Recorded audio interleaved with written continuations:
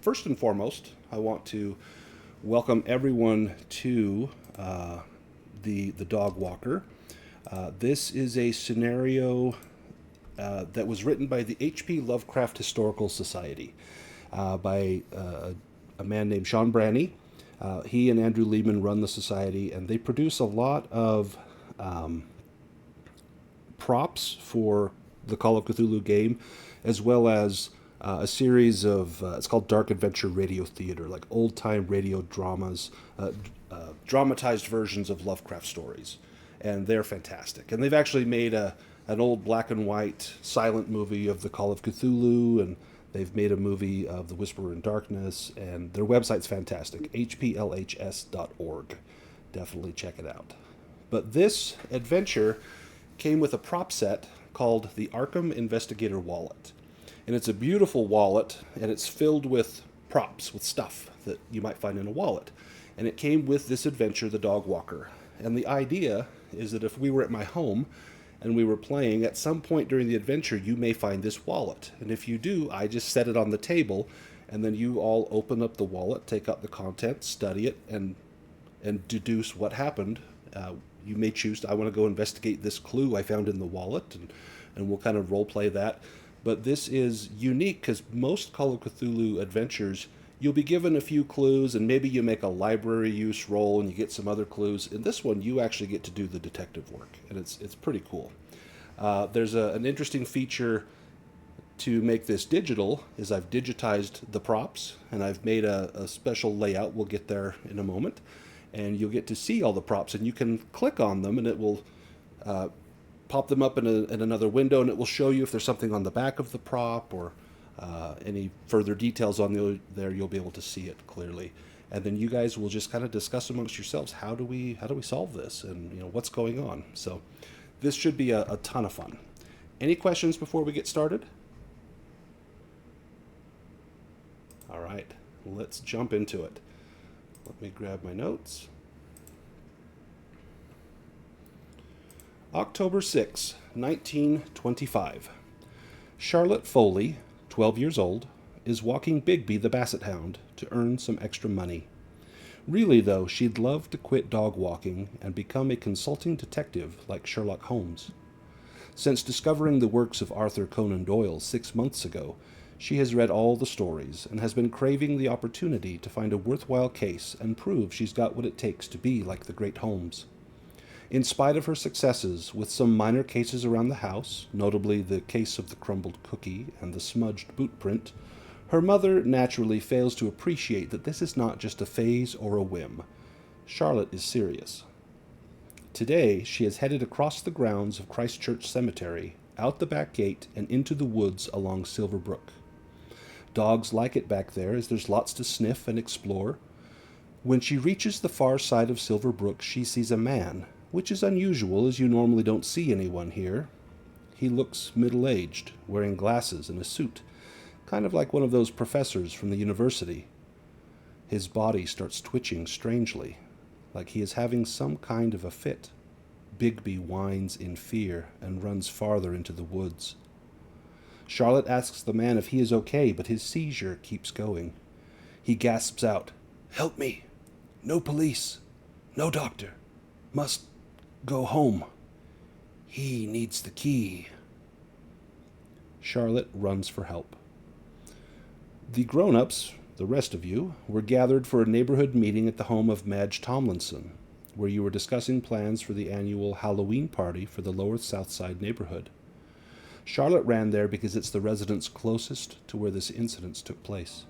She's eager to get back to help the man and to get Bigby. Charlotte, as you burst into the home, what do you say?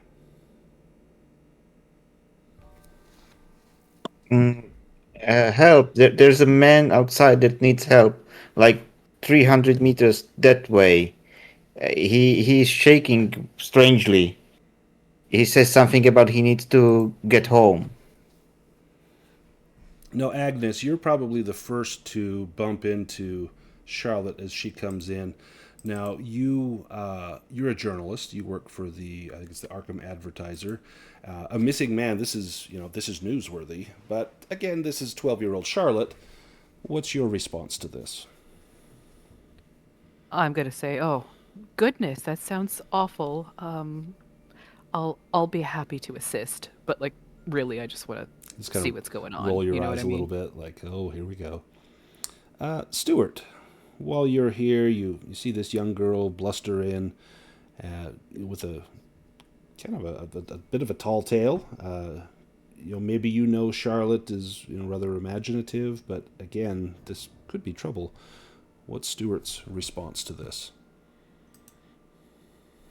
Um, Stuart, drink in hand. I think he polishes off his drink, and then, well, uh, what's this all about? I don't understand why this is any of our concern, but I mean, I guess we could help. And Wilbur, what's your response to young Charlotte bursting in with news? I think he's quite concerned because he kind of sees this girl kind of burst through the door, kind of looking quite distressed, I imagine. So, okay, honey, okay, calm down. Explain to us clearly what you've seen, and we'll go help if he needs help, and maybe we'll call a doctor. Charlotte, you're So as probably I was relieved that people are listening to you. And go ahead. Yeah, so as I was walking Bigby, that's Mrs. Torres's dog. So I was walking by the woods. The dogs like it there, and then I saw this man. It's not usual that there are people there, but he was kind of walking strangely and like walking like he doesn't walk normal, and he looks like a professor. And then when I came to him, he started shaking like some sort of seizure, and he says that he needs to get home and he needs a key or something, and that no police. And I don't know what to do. He obviously needs some help.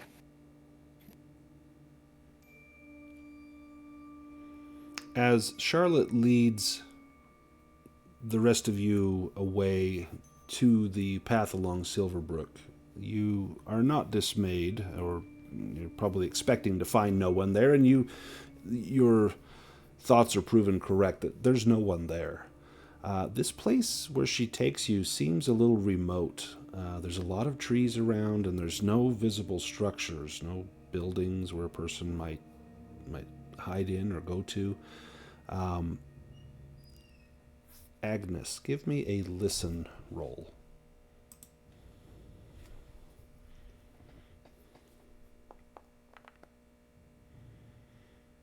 Do you want to push that? It's kind of quiet out here, but you would think I should be able to hear something. You can spend luck, be 23 luck. You can push it, or you can just say I don't hear anything.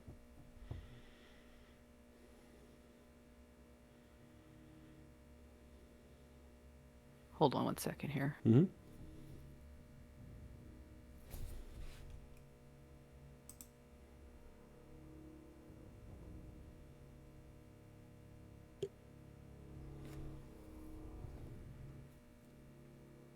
It's not letting me. If you click on the 73, It just keeps saying like 110s die. Like and it's then telling me what if you scroll down, it doesn't say push, spend 23 luck. I'm not sure if you don't have to click on the dot above the 73. Oh, I see. I needed to scroll down. Is my problem. Okay, there we go. So, as you probably tell everyone, quiet, and they kind of look at you like she's a little bossy, But you hold your hand up to your ear and you try to listen, and you can hear very faintly. You hear the soft barking cry of a dog. And it seems to be coming from closer to the creek. I'm gonna tell everybody. Oh my god! I hear something. I'm gonna investigate, and I'm gonna start walking over. You walk for maybe 5 minutes, and the sound is getting louder and louder, and you're in some thick brush. As you're pushing around, working your way through this brush, you see Bigby not too far away, and he's sniffing something in the dark. And as you get a little closer, Agnes, give me a spot hidden roll.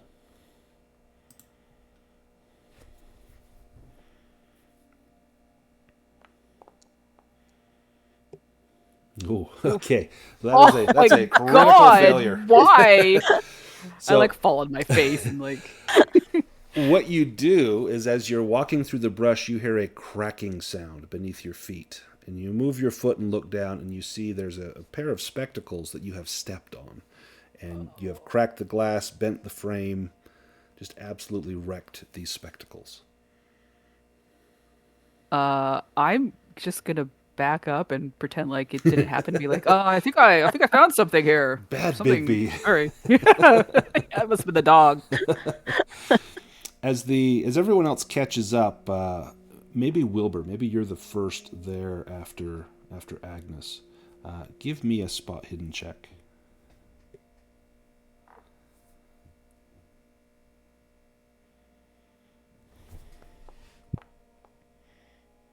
Oh, we go from horrible to fantastic.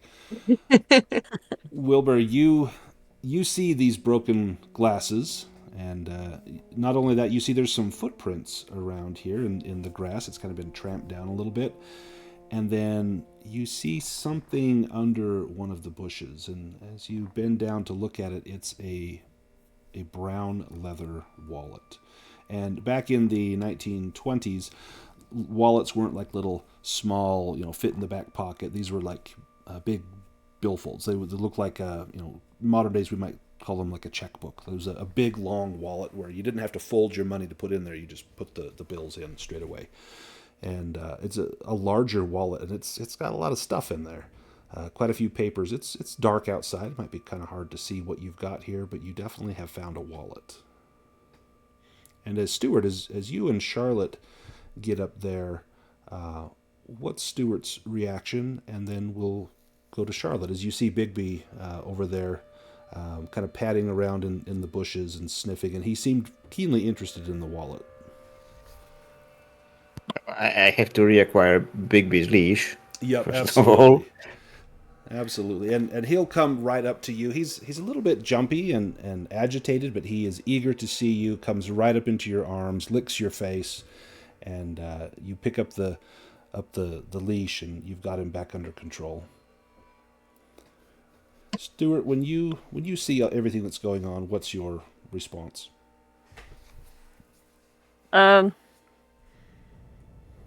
So Stuart will walk over.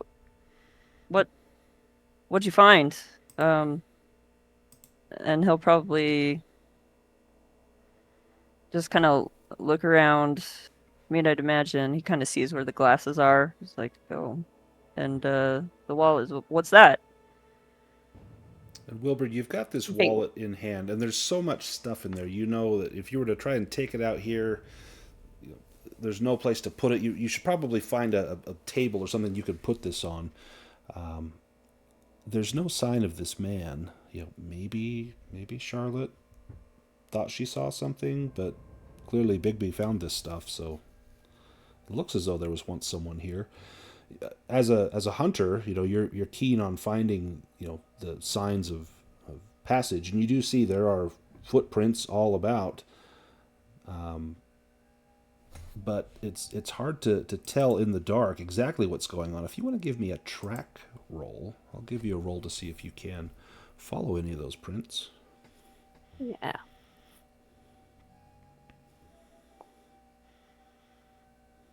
Oh, almost. So missed it by 19. It's tough. You see the tracks kind of lead around in a circle as though there was a great commotion here, but you can't tell where they went from or where they came from. Just looks like someone staggered around in here. I think I'm going to leave it. I'm going to indicate to the others that I've got this wallet. Kind of hold it up and say I've got a wallet. And kind of convey that thought of maybe we should look through it. Maybe thinking there's something that's ID or shows who this person who Charlotte said she saw was. I don't know how the others are going to react. Charlotte. Well, thank how you would very much. I don't know what I should have done, but there was a person here and he needed help. We should take a look and give him back his wallet. Stuart, And- you know that there's more drinks back at the Tomlinson house, and you could stand out here in the dark, or you could go back into the house where there's light and a wet bar. That's exactly what Stuart was thinking. Excellent. Well, why don't we go back to the house and pour some drinks and see what we can find out about this wallet? Where there's light. Now, Agnes, you, again, as a journalist, you know this is the era of prohibition, a time in the United States when alcohol was forbidden. But that doesn't mean people didn't drink. They just drank kind of secretly and sometimes openly. Just half the time the police were, didn't pay it much mind. The people that actually prosecuted this was the Treasury Department, wasn't really even the police. And so it's not out of the ordinary to see Stuart drinking, especially for someone to have alcohol at their home. But it is prohibited, and everyone would be aware of this. But you in particular, what's your reaction to Stuart's blatant drinking?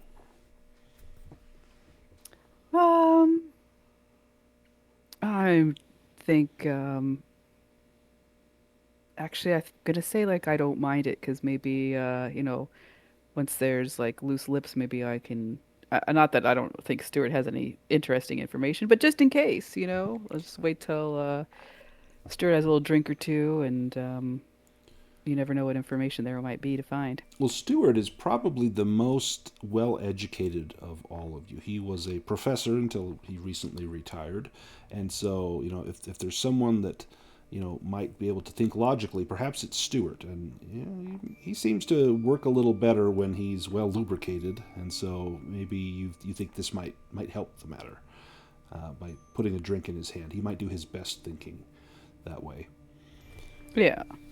As you head back to the house, you take the wallet and you set it on a table and begin to pull out the various pieces that are inside. Now I'm going to take us to another screen. This is where the magic happens. This is the wallet.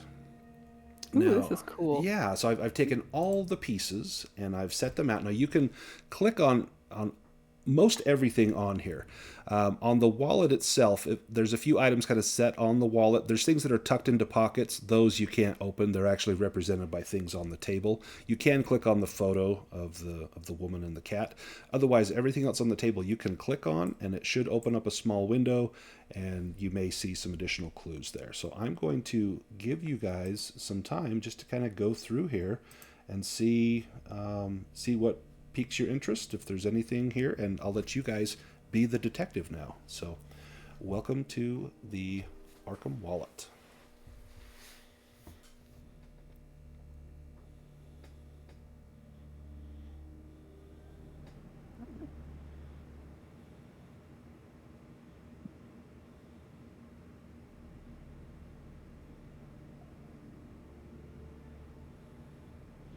And if you have questions on anything, let me know, or if your character would specifically ask something, or if there are places you could, some of these places you could probably make a phone call to, the others you would have to go visit. And but you're welcome to investigate as investigators would. So this operator's license, that's basically like a type of driver's license. Yes. Yep. And that would be the picture of the operator of the gentleman, license. right? Yeah, it looks like it's someone named Gilbert Trask. That would be his Okay, photo yeah. on there. That's not the photo of the Commissioner of Motor Vehicles. That would be the photo of Gilbert Trask. Okay, that's what I was. Because that came up the first time I ran this. They're like, "Why is there a photo of the commissioner?" I'm like, no, that's the photo of the person there. And one thing that you may also notice, so this is dated 1920, and we're in 1925, and this is also from New York, and we are in Massachusetts, which is nearby, but it's a state away, hour and a half, 2 hours by vehicle. Okay, all right. What time is it in this scenario? So normally in the scenario, this is supposed to be in the morning, but I would rather place this at night, and so it's probably about 7 p.m. On what date? on the 6th of October.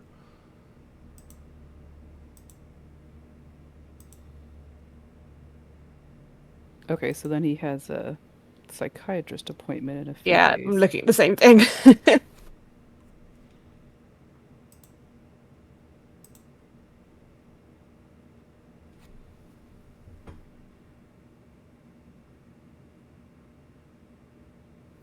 Has there been Wait. anything looking like a locker key?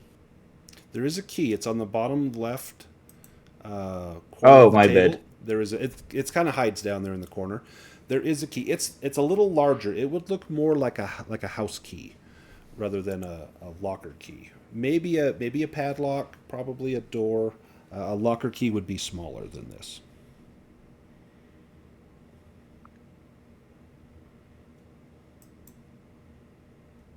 There's a number on the key, and you might. Well, I'll tell you what. If you want to give me a roll, in fact, to make it easier, let me drag some tokens out here for us. If you want to give me a locksmith roll, we'll see if you can determine what the numbers on that key might represent.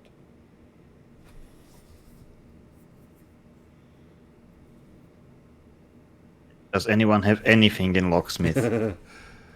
Probably not. Yeah, I've got like a 1. Yeah. Can I try like I a kinda know that. hard intelligence or Yeah. I education or would something? absolutely give you a hard intelligence roll. So you need to roll below your 1/2 score.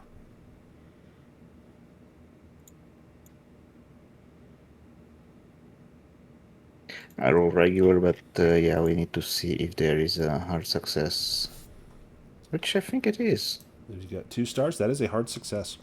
So I'm not sure, like if it's fine with you, but yeah. So you have probably read in some of your mystery novels, kind of dime store magazines, and you would know that in locksmithing, what they would do during this time is they didn't have an unlimited number of locks and keys. They had a set number. Like each locksmith probably had a few hundred, and they would be coded by a number. And so if someone said, "Hey, I lost my key. I need a new key," he could go and look at the lock, and there would be a number on the lock, and then he could go and pull that same number key out of his stash of keys, and it would fit that lock. And so that's what that number represents on that key is that's the same number that would be like a serial number on the lock. And so if someone said, "I have a key and I want a lock to fit this," then he could provide that. So that's what that number represents on the key.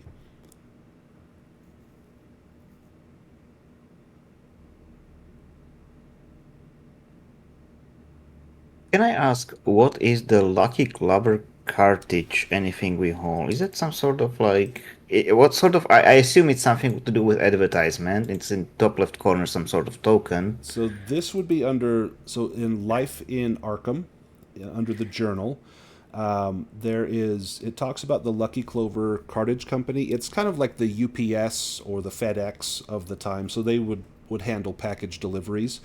But a lot of people in Arkham think that the Lucky Clover Cartage Company is a front run by the O'Banion crime family. That this may be an illicit or an illegal company. They probably do some stuff just to keep the books clean, but this is also if you need illegal liquor, you go to the Lucky Clover.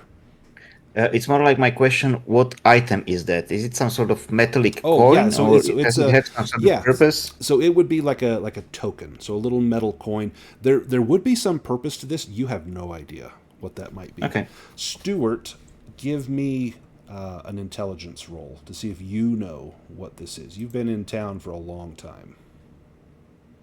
Oh, let's see.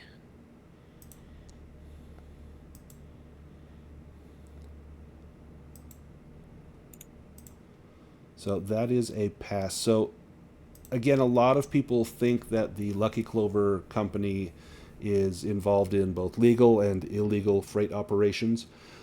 You know that these Lucky Clover tokens are a kind of currency in the Arkham Underground. That someone presenting one of these might get access into a speakeasy, or be have admission to a secret poker game, or to avoid mob troubles. So this is really a lucky token. It's like a get out of jail free card for the mob if you run afoul of them.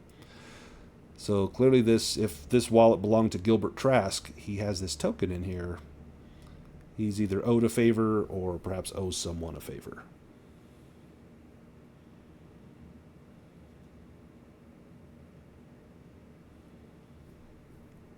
I assume on the coins and wallets, normally US dollars do not say anything about Yog. Yeah, and it wouldn't have a Trusting picture him. of HP Lovecraft. So, these would look like ordinary gold coins. There's a $20 gold coin, which at the time, $20 is like probably like $100 in today's money. Likewise, the $1 bill has a picture of HP Lovecraft on there. That would be a normal $1 paper note for the time. So there's really nothing other than it's kind of an Easter egg on there. There would just be money there. But the fact that he has a gold coin would be kind of remarkable, that someone would just carry this around in their wallet. I think the red herring is obviously the most important clue. Right? Well, I feel like if we're looking for this guy, we basically have his name and address. We could just go check his house. Like that just is that the most like logical thing to do maybe? So you've got two addresses. On his driver's license there's an address for Albany, New York, which would be quite far away. Or on the YMCA, the locker rental, there is an address in Arkham, 22 Silverbrook Street, which is not far from here. Oh, okay. I was looking at that. I'm like, why do they have this YMCA card? Okay. And that one is dated just a few months before you found this wallet. So that's probably a little more current. What does everyone think? Does that seem like a good idea? Yeah, we should go to his house. Yeah. Or to the locker. And I have to return Bigby. Now, this adventure, normally in role-playing games, you don't want to split the party. This one, Yeah, I mean- and with investigating, you're totally fine to split the party if you guys want to cover more ground. The reason being is there is a bit of a time element here. If this man is in danger, it might behoove you to spread out and cover as much ground as you can. That said, I'm not going to tell you have to. If you all want to go together to the Gilbert Trask home, you're more than welcome to. Well, Stuart is definitely not going to want to do anything that brings him any close to let's see, what were they?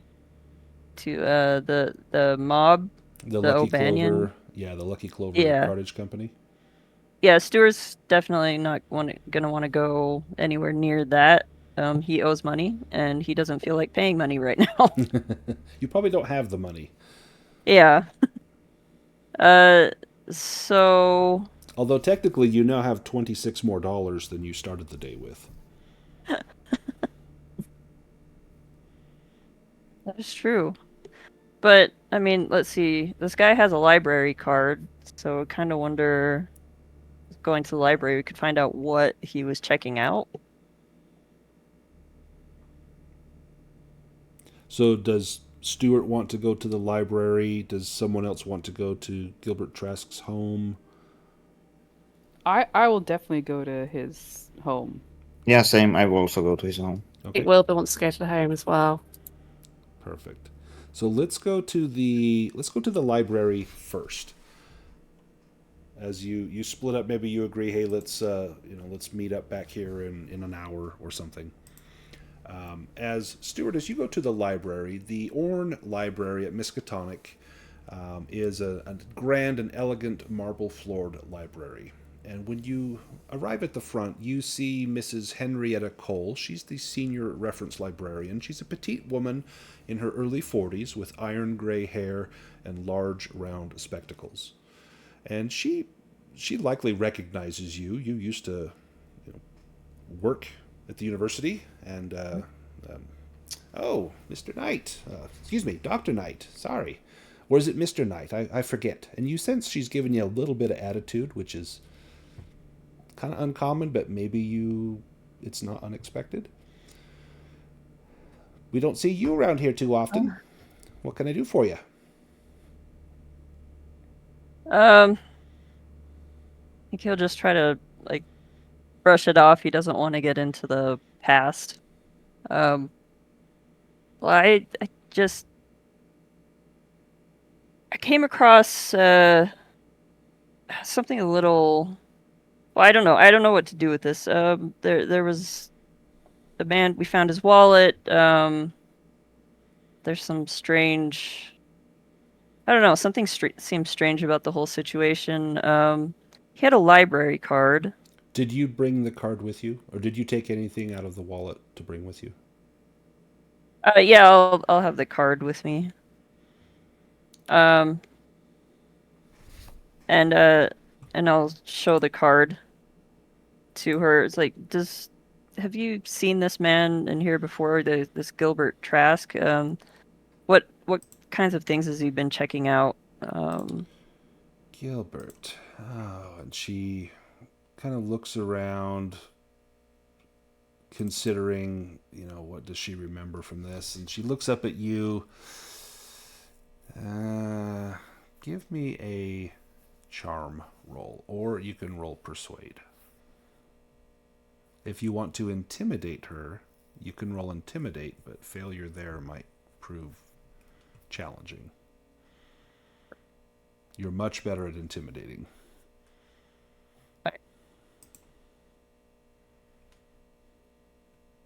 I'll go with intimidate. Okay. We'll make this interesting.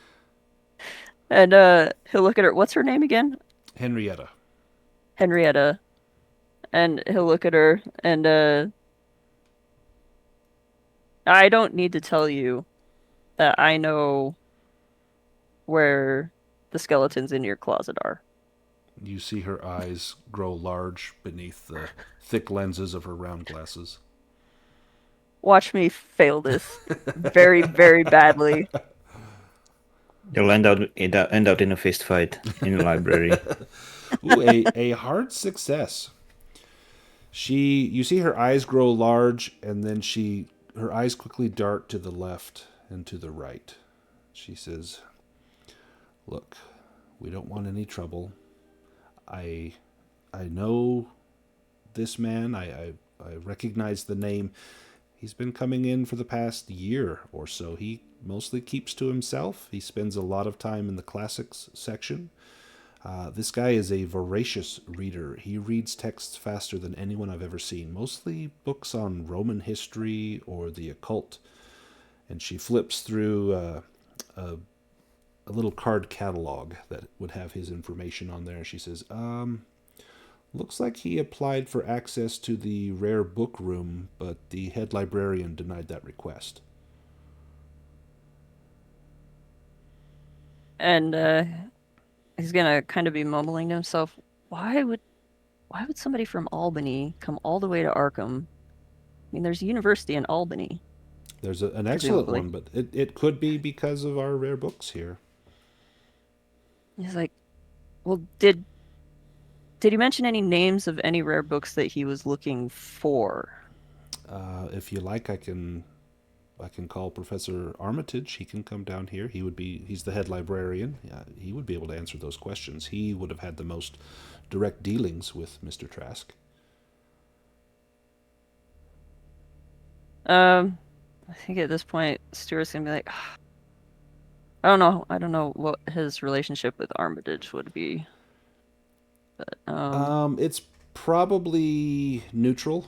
Armitage probably has some thoughts about what sort of person you are, but you've never had any bad interactions with him. You know he's kind of a weird guy anyway.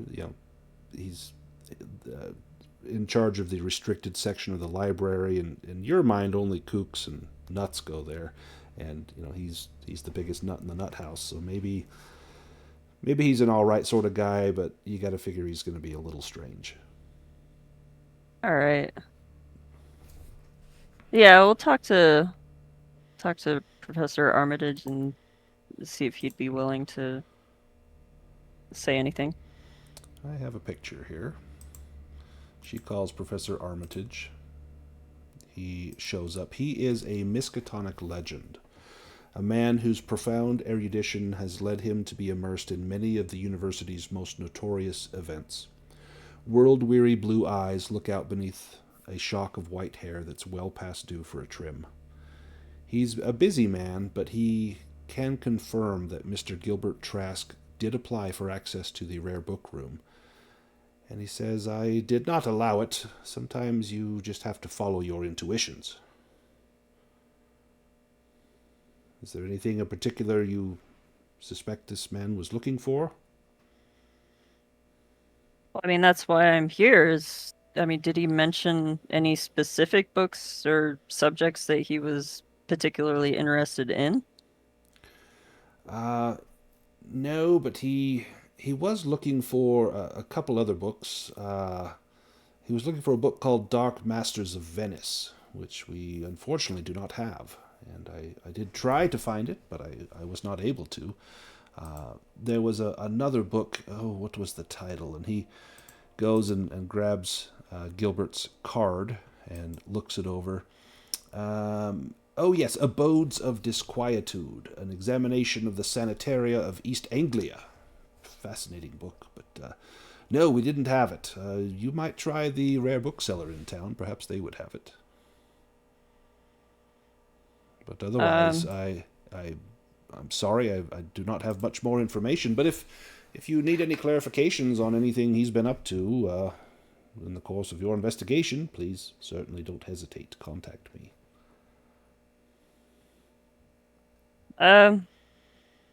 Well, thank you for talking with me. I think at this point I probably leave the library. Before you do, he reaches out a hand and puts it on your shoulder and looks you square in the eyes and says, "Professor, do take care of yourself. I can smell it from here." And Stuart will just do that kind of like don't worry about it hand wave type thing. Right. And turn and walk out the door. As you leave Henrietta Cole, you hear her kind of sort of gives a little attitude, like, good riddance sort of thing. I made an enemy there. Oh, yeah. Let's go to the Gilbert Trask home. Let me grab my maps here. It's a small house at 22 Silverbrook Street, not far from the Christ Church Cemetery. When you arrive, Charlotte, give me a spot hidden roll.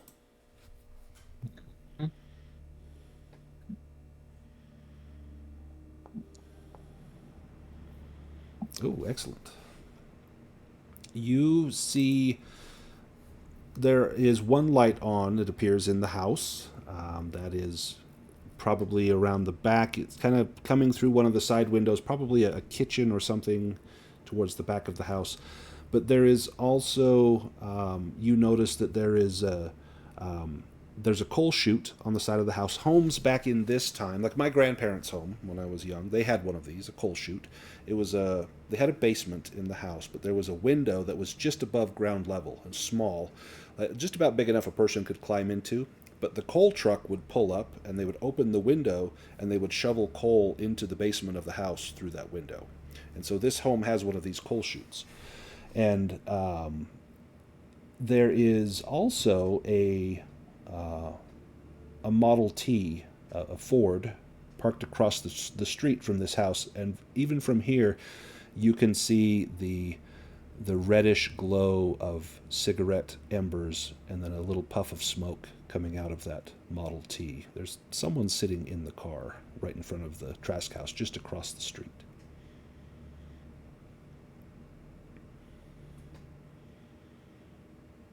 Do you go to the front door? Yeah, I guess I should try and go and knock on the door and ask for Mr. Trask if he is inside. You knock on the door, and there's a brief pause. You can hear the clatter of dishes, and then a man comes to the door. And I've got a picture of him here. And he says, yes, can I help you, young lady? And he looks over and sees Wilbur and Agnes as well. Is there a problem? One sec, I have to pull up the driver's license if he looks somewhat similar. And he does not. Regrettable. The first time I ran this, no one thought to do that, so well done.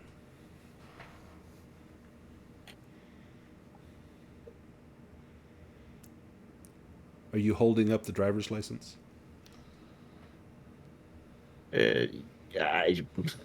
Charlotte looks actually brain frozen. Her software is updating. Oh. Well, she's an android. Get her. While your software is updating, Agnes, what do you do when you see this man? He seems rather nice. He's wearing a suit and glasses and nicely groomed. I'll say, Mr. Trask? Yes, that's me. How can I help you? You know what? I'm going to show him my media credentials. I assume. Ooh. I don't. Ooh, I like that. This is going to Yeah, give you a bonus die. So I'll give you a social skill roll. This is either charm or persuade or intimidate, and I'll give you a bonus die on this.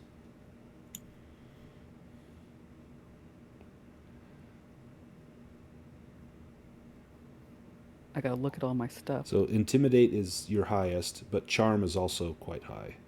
Yeah, I don't want to intimidate this guy. I want to try to be charming. Perfect. So then just move the slider over to give yourself a bonus die. The +1. Yeah. So then it will roll the 10-sided die twice and take the better of the two, the lower of the two results. So it'll take the 30. So yeah, so that's a success. What do you do once you hold up your badge, your credentials? I am just going to ask him if, you know what? I didn't have much of a plan after that. I'm not gonna lie to you. Yeah. Oh, so it's not software update. It's some bad feng shui in front of him. All right. You know what? I think I'm just gonna be. Do you have any honest. good note plastic surgeon? Because goddamn, he fixed your face real good. Oh. Right. I think I'm just gonna be honest and tell him, that we had a incident that I've been investigating. This gentleman fainted, and we've got his wallet, but obviously that doesn't appear to be you. Can you shed any light on what's going on? No, that's just an old picture. You see, several years old. I've since grown a beard, and yes, I dropped that earlier today. I was out for a walk, and yes, thank you. And he holds out his hand. May I have it, please? Would Charlotte remember what Mr. Trask or whoever looked like the one I saw in the morning? I guess I was too far away to actually take a look at him. he was whispering to you. You were right up next to him. This is not him. This person, the man you saw, did not have a beard. He had glasses on, but those glasses got broken. This guy has glasses on. The hair was a little different as well. This person here looks to be a little older. You are, without even making a roll, you know this guy's lying. I'm sorry, sir. I saw this man in the forest. He needed help. I think he dropped this wallet, and it's not you. But I'm Gilbert Trask. This is my home. This is my address. Then who did I see in the woods? He looked like this man in this operator's license, and you don't look like that. I think perhaps someone found my wallet and then had great pangs of guilt and probably collapsed from that guilt and dropped the wallet and went and repented and went on their way. I'm sure of it. As far as the photo, well, it's a few years old, and I have since changed my hairstyle and whatnot. Can I slip the wallet behind my back and say, all right, can you tell us what is in the wallet? Yes, absolutely. Give me a sleight of hand roll. And that's just to see if you can do it sneakily. Otherwise, if he sees you, it's no big deal. Yeah, he sees you kind of move the wallet back behind your back, and you see his eyes kind of narrow as he looks at you. What's in the wallet? There's money. There's my driver's license. There's some receipts. I believe there are some. I'm going to say there's a number of business cards. Can you say what any of them are for? Yes, so I know that there is a card at the Diamond Credit Agency. That I know of a certainty. For a pocket watch, yes. There is actually that. Fascinating. There's also there's a photograph of myself. There's Is there a photograph of anyone else in the wallet? There's a photograph of Abraham Lincoln. Yes, on the money. All right. Well, you don't. You know what? Now I'm going to try to intimidate him, and I'm going to say, Nice. look, we're doing a very serious investigation into this, and I'm afraid I'm going to have to keep this wallet while we conclude our investigation. But of course, if it does prove to be yours, we will give it back to you. Why don't you go ahead? Actually, we know where you live, so we'll return it to you upon the conclusion of this investigation. Please let me take down your name so that I know who to call when I find that my wallet has been stolen and the money has gone missing. I'll know who to tell the police took it from me. Oh, the police. I'm investigating them too. Ooh, nice. I'll just say you can write down Max Brock, and I'll say that's my boss, even though that's the That's like your pen name I name? go. Yeah, yeah. Nice. Max Brock. Yes. May I Yeah, see? he can write down Charlotte, and I will tell him the name and address. Nice. He writes it down. Wilbur, while you're here kind of watching this go down on the porch, you look back and you see that Model T, and you again see that smoke coming out of there. And Charlotte, as you notice Wilbur doing this, you look back and you see a hand reach out and a finger kind of curl as though gesturing you to approach. Very well. Okay, This man... right, out of curiosity, is there any culture of stranger danger in 1920s America? Absolutely would be. Yeah, Wilbur's not letting Charlotte go on her own. No, in fact, some of the big news of the time would have been the Charles Lindbergh baby that was kidnapped, and like that would have been, everyone would have known about this. The man, Gilbert Trask, he kind of looks over and sees the car and says, "Please return the wallet tomorrow," and he shuts the door. And then you hear the lock as he puts the little chain on the door to chain the door shut. Would that key match into his front door?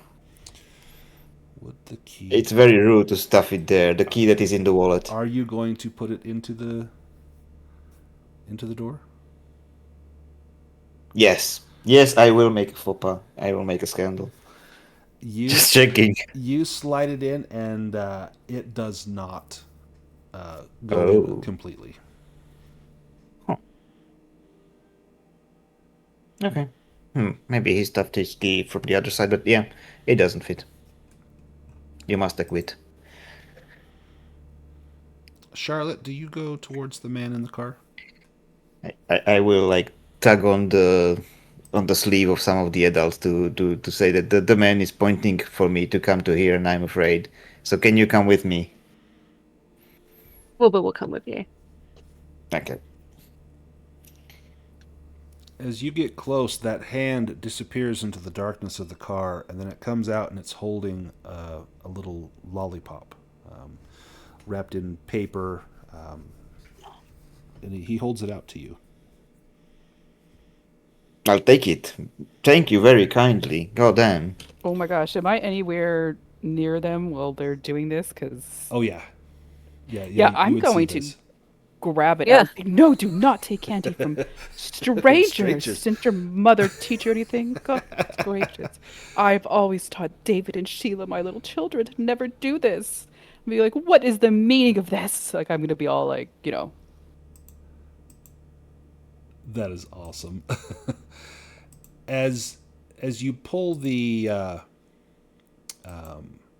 sucker away, the man kind of snorts a little bit. Huh. All right. Well, she just reminded me of someone is all. Thought she might enjoy something sweet. Didn't mean to cause you any grief. But who are you giving candy to little children you don't even know? I have a daughter back in Albany named Lucretia. I have a total softie for her, and for this sweet one as well. You're probably the same age. I didn't mean anything by it. What's your business here with Mr. Trask, if I can ask? Now, what is your business here? Just handing out little candies to little girls. My business? Well, you have to understand, I've been hired by Trask to keep an eye on the house. If there's any trouble, think of me as a bodyguard. Wait, what Trask is that? Sorry. The one that They lives only in know this, one Trask, the one that I lives in think. this house. That fella at the door, that ain't Trask. I don't know who that is. Yeah, I don't know who that is either. Give me a psychology roll, Agnes, as he tells you this. I have a 1 in psychology. He tells you this little cock and bull story about... no, your Oh, psychology no, I is have a 60. I have a 60. Oh, Yeah. That's to see through lies. Yeah, he's lying. This guy looks like a mobster. You would be shocked if he is a bodyguard. He's probably here on maybe mob business. And he did mention that he was from Albany, or that he had a daughter back in Albany. And you do know that Gilbert was in Albany about 5 years ago. Interesting.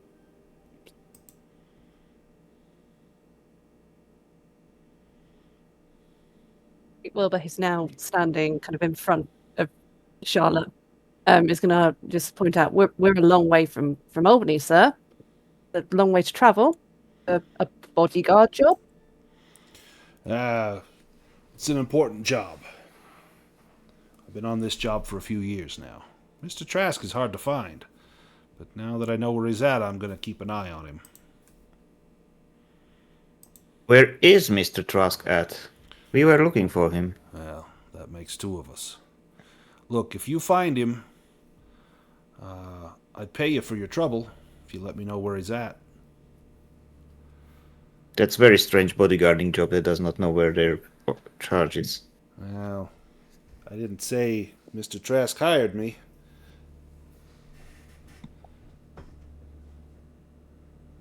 Look, one thing that I ought to tell you is, and he's looking right at Charlotte as he says this, you don't want to get mixed up in this, little girl. Why don't you go home? Charlotte kind of actually recoils and hides behind the dog. And you notice as he's speaking to you, he's got several of his top front teeth are gold. He's had those teeth knocked out and replaced with gold teeth, gold crowns.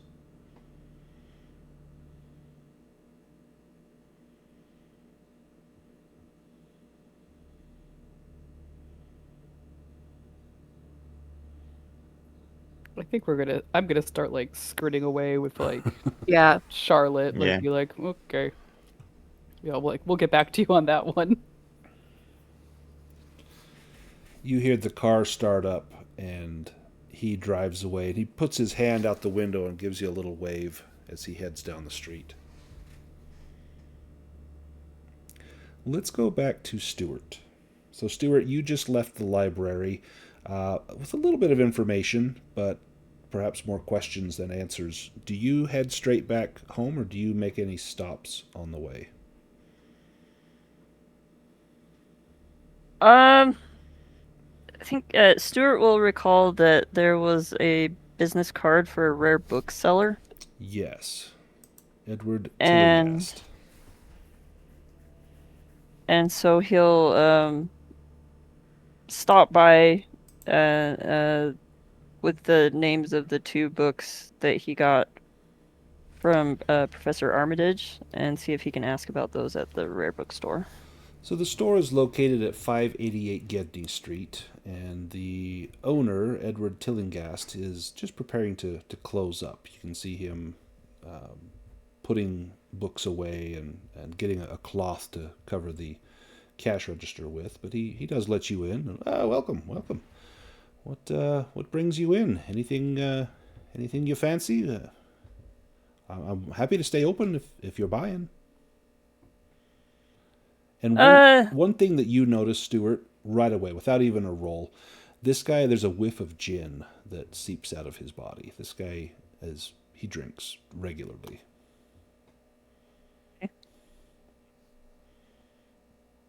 Oh, well, you know how it is. You're sitting and enjoying a beverage, and Ah, yes. it's always nice with a book.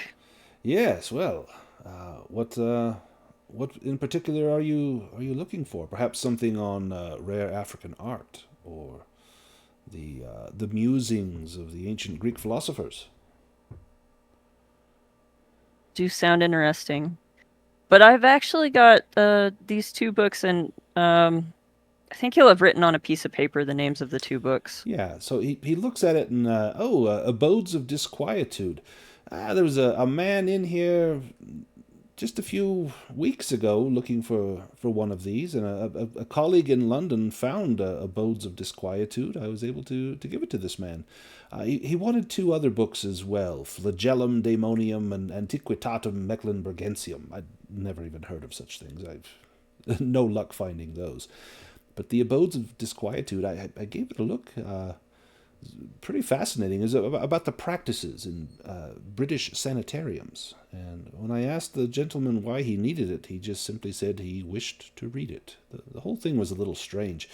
He paid me with a gold piece, $20 gold coin. This is ludicrous. I had to go to the bank to be able to make change.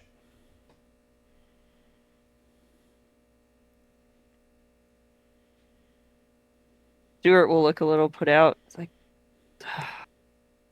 I'm guessing that this is a difficult book to source. I mean, if you had to go all yeah, the way I had to ship it from overseas. You know, there's you might find another one in town. There's a society, the Eye of Amara, and they might have one in their personal library, but I'm afraid they only allow in members. You'd have to apply for membership and go through the whole initiation, and it's quite an ordeal. But if you really want to get your hands on that book, I suggest you either find the gentleman that purchased this from me, or perhaps check with the people at the Eye of Amara Society. It's like a lot of trouble to go to Just for a book. just for a book to sit with my my brandy.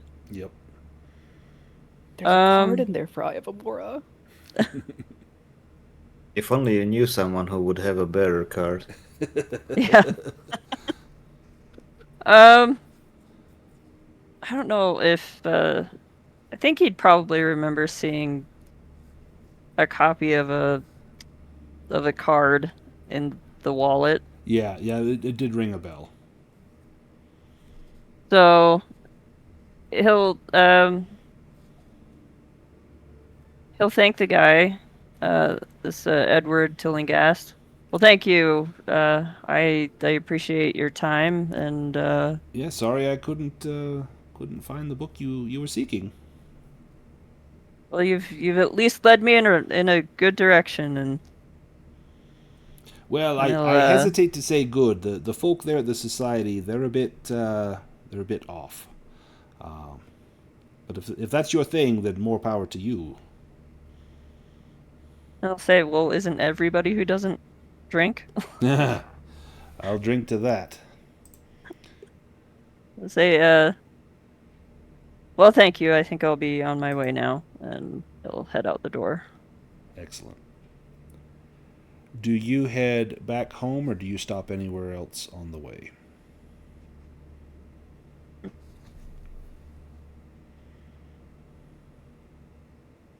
There is a diner that's going to be on the way. It's the Grafton Diner, and you do recall seeing a punch card in the wallet from the Grafton Diner. Okay.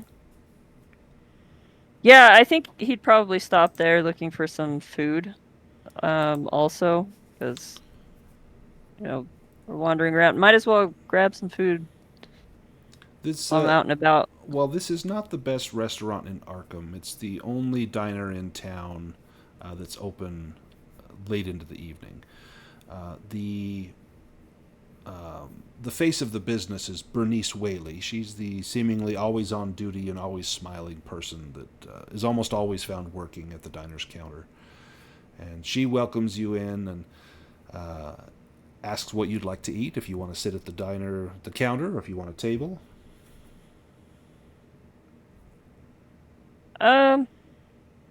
I'll take a table. She comes down and sets a menu in front of you, and this is one of those prolific menus. It's multiple pages. There's sandwiches, there's breakfast items, there's desserts, there's milkshakes and ice cream, coffee, anything that you might want is listed on there. And usually when you go to a restaurant that has a really big menu, the food's not very good. And you wouldn't expect this is going to be anything special. Right. And as Bernice comes over, what would you like, Stuart? Mr. Knight, I know you, sir. I was in one of your classes. I don't know if you remember me. And he'll squint at her a little bit. And you have no recollection of this person. Oh, yes. Like the physics, was it? Yes, it was. Oh, you remember. Yes, you were a joy to have in class. I think I would like, and he'll look through the menu and be like, steak and eggs. Oh, of course. And she goes and a coffee. And a coffee, yes. Cream and sugar. I'll go black. Oh, excellent. How astute of you. And she heads back to the kitchen, and you can hear her place the order. It's a few minutes go by. She comes back with your steak, eggs, black coffee, and a slice of pie. She says, "This pie, this is on me, just to say thank you for helping me out that one term. I didn't think I was going to make it, but that time you tutored me was invaluable." And you have no recollection of this person. Oh, well, I couldn't let a mind such as yours languish. So, you never come in here. What brought you in tonight? Well, I've been on a walk about town, and I got a little hungry and saw this place, and was thinking, maybe you've run across a friend of mine. His name was Gilbert Trask. Trask. Oh, yeah. Yeah. And she kind of chuckles. Of course I know him. He came in, he dined alone, and he was usually reading a book and just flipping through those pages like faster than you'd believe. It's like he wasn't really reading, just kind of looking a few seconds at each page, and he could go through a whole book in the time it'd take him to eat as usual. He always got the same thing, meatloaf and 2 sides of green beans, and he would eat the green beans first, and then he would chuckle. And I asked him one time, what's so funny? And he says, where he grew up, they didn't have green beans. Who doesn't have green beans? Does seem pretty odd. Did you happen to see what book he was reading? Oh, it was in some strange language, like the what the Romans used or something. Latin? Yeah, that's the one. Oh. You don't happen to remember what the name was? Oh, no. Sorry, I can't help you there. Oh, it's all right, my dear. I think he'll let's see. He'll probably turn his attention to his food and coffee and She stands there for a few seconds too long to where it gets a little uncomfortable, and then she backs up a step and turns and leaves.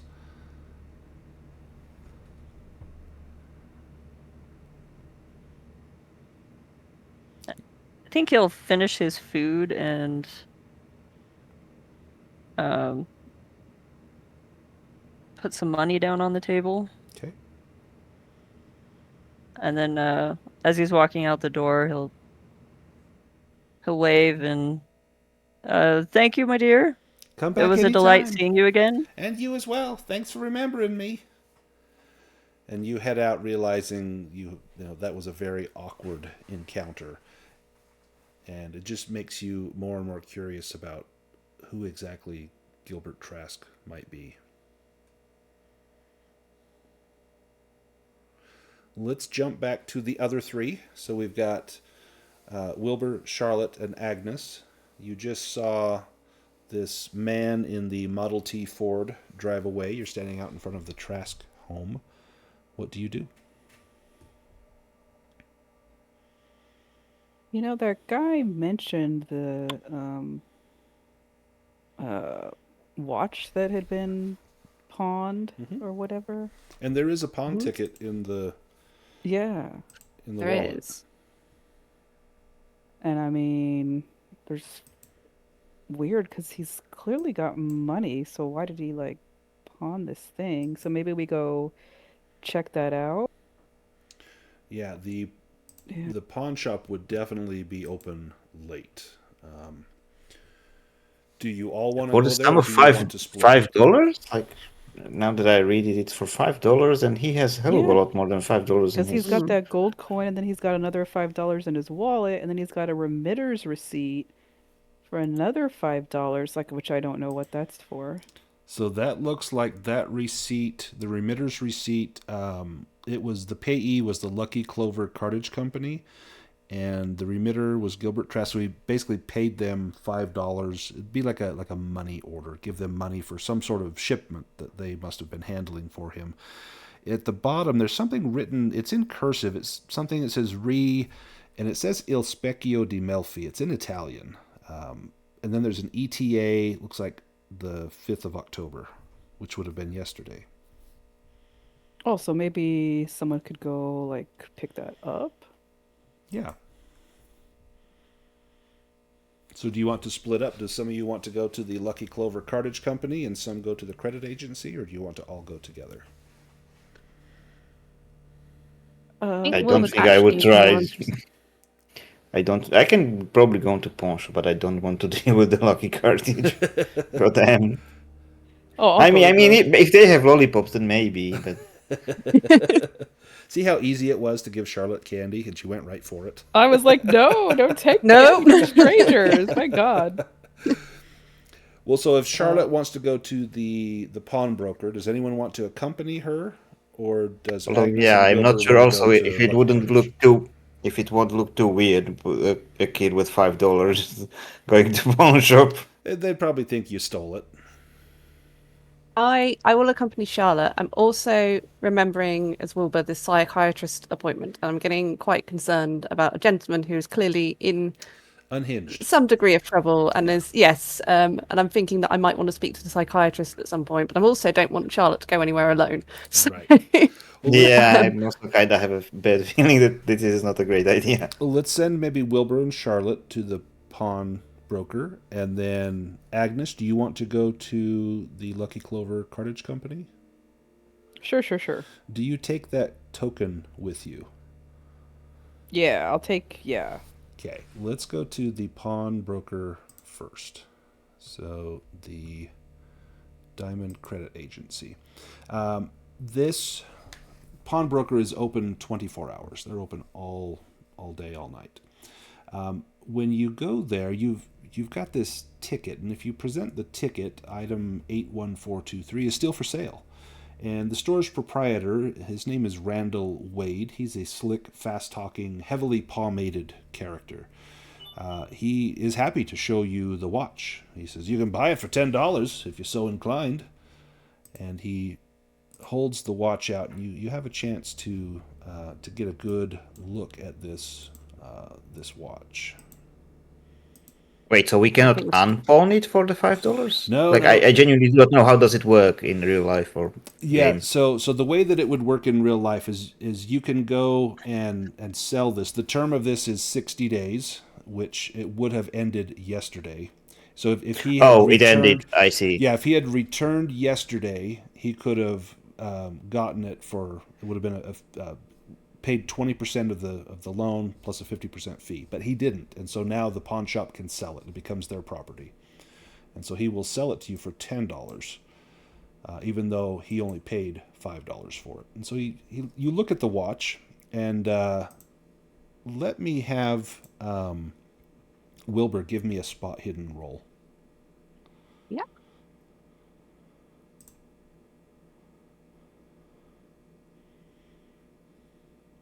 You missed it by 4. Do you want to spend 4? Yeah, luck? I'm going to spend the luck. Perfect. I'm going to spend the luck. So at first glance, Okay. the watch seems rather ordinary, but looking at it closely, you notice that the symbols that surround the dial, they're not numerals. These are strange markings, and the second hand on this watch doesn't run clockwise, it runs counterclockwise. You've not ever Does it seen... run at the same? Does it run at the same speed as our second? It does not. It runs... It seems like it's running a little bit slower. And these symbols you've never seen before, but this is some weird stuff. If there's someone you knew that might be able to decipher strange, archaic symbols, they might be able to help you. Maybe Stuart knows something about this, but this is definitely weird. I think Wilbur is thinking this is so weird, and he's got a semi-decent credit rating, that he's gonna buy it Perfect. So for 10. yeah, and you would be able. You've got enough cash on you. In fact, if we go to your gear and cash, Yeah. your spending level is $50. You can spend $50 a day and not even have to keep track of it. So you could easily purchase this. So you make the purchase, and you now own this pocket watch. And it's, what good it will do you don't know. It doesn't seem to count seconds the right way, and it seems like it's running a little slow. And you can't even read which hour is which. It's very, very weird.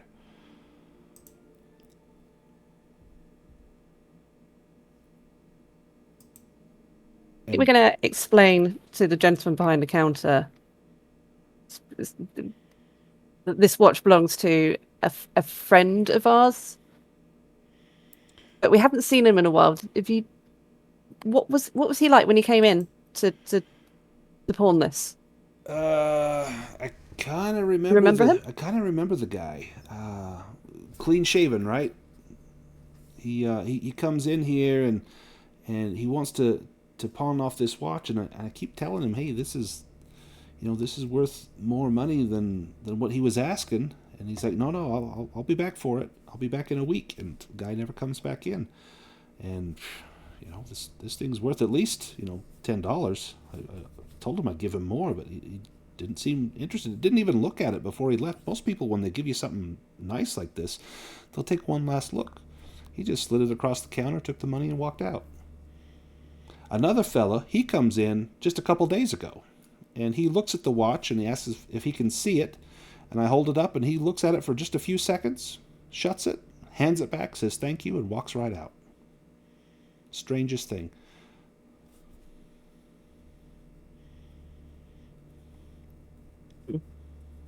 It is strange. This other fella, he kind of smart-looking guy. One thing I noticed about him was, man, his beard. It was nice and full. You know, you don't see too many men with a lot of facial hair nowadays. Not here anyway. You go, out in the country, you might see some of that, but not here in town. It's this other guy, glasses, brown hair. Yeah. Yeah, so giving him the description of, Of this the picture that I'm person- now doing. Yeah, the Yep. person that you saw at Gilbert Trask's house. It sounds like that's the guy. So it sounds like Gilbert, at least that's who filled out the paper, brought in this watch, gave it away with very little thought. This other fellow comes in, looks at it for just a few seconds, slides it across the counter, and that's it. And now all of a sudden this guy's at Gilbert's house. Well, Wilbur's sort of wondering what he's bought. But When I you, think he's when you gonna look at listen to Charlotte. it, if you hold it up to your ear, it doesn't tick like a normal watch would. It's almost like a heartbeat. It's not creepy at all. no, it's mine now. I'm going to try and make this Stuart's problem as quickly as possible. I'm going to... Here, Stuart, have a watch. got something for you.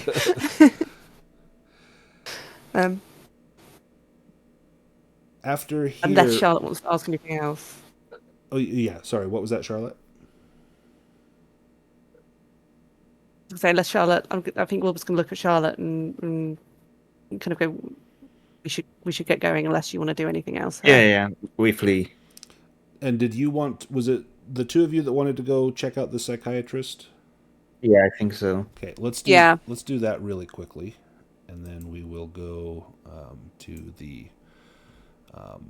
Lucky Clover. So Dr. Mulig, his office is up on the second floor of a building, and when you get there,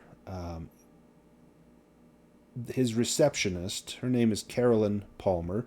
She's young. She's 27. 27-year-old woman, has a cascade of curly dark hair.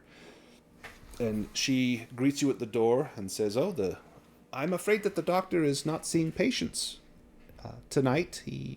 He's doing paperwork. I can make you an appointment for... And she looks at her appointment book. It'd be 2 weeks. 2 weeks from now. That's how you know this is fantasy. Right? Are you new patients, or are you established? No, neither actually. We're here to raise concerns about one of the doctor's current patients, a Mr. Gilbert Trask. Oh, I'm afraid we have reason to believe he's in trouble. I can't give you any information, but in trouble, you say? Yes, and Give me a charm roll.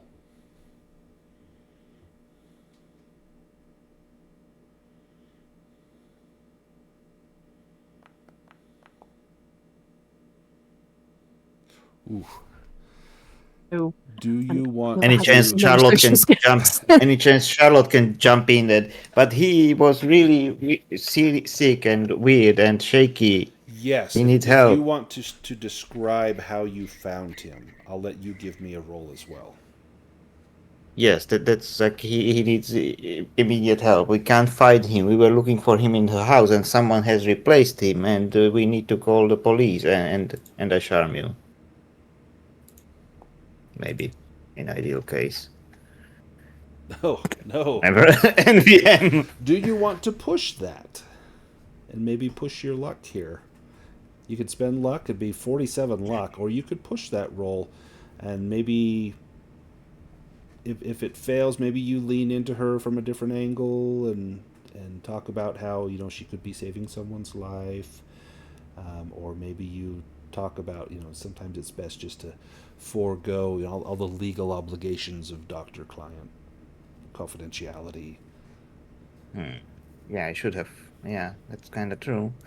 Yeah, I should probably go around the fast talk angle. That's a good point. Yeah. So we have to. Yeah, I mean, this is about saving lives. Surely that obligation trumps privacy Yeah. concerns. Go ahead and give me that roll. You can see she's not buying the whole, hey, we're just concerned about this guy. But you start talking about, legality and. Well, that's even Yeah, worse. I'm allowed. Okay, that's it. We get thrown out and She written said- down. She Our said- pictures are now posted at the door and not let in. She says, I cannot even confirm to you that Mr. Trask is a patient. I don't know anything about what his issues are, but I'll swear when he's here for the sessions, the doctor does more talking than he does. Sometimes the doctor's in tears when Trask leaves. Usually it's with patients, it's the other way around. But I can't confirm that he's a patient here. And then the door to the main office opens, and you see a rather heavy-set man with bushy hair and a large mustache, and he speaks with a thick German dialect. And I'm going to do my best to butcher this German accent. He says, "Yeah, welcome. How can I help you? Are you new clients?"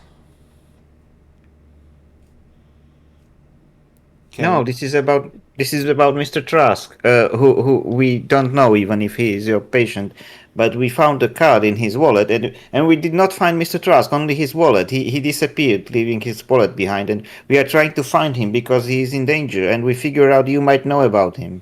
Well, first of all, Carolyn, give him a phone call and remind him of his appointment. Although I would not mind if he missed it. He is a fascinating fellow. Are you friends or family of Mr. Trask? We are dedicated wallet No. finders. No, as I say, Doctor, this young woman, she found him, or who we think is him. We found him in the woods, and he seems to be in danger and unwell. Well, I don't know much about him, although he has clearly suppressed feelings about his mother. But I do not know much about this man. He has a perverse amusement in turning the tables and probing my mind. I have determined that he underwent some kind of significant mental trauma, but it was 5 years ago, back when he lived in Albany. Something happened to him. He does not remember much of his life after that trauma. There was a car accident. He wrecked his vehicle and was in the hospital, and then he just uprooted himself and began a new life. Very, very disturbing, this fellow.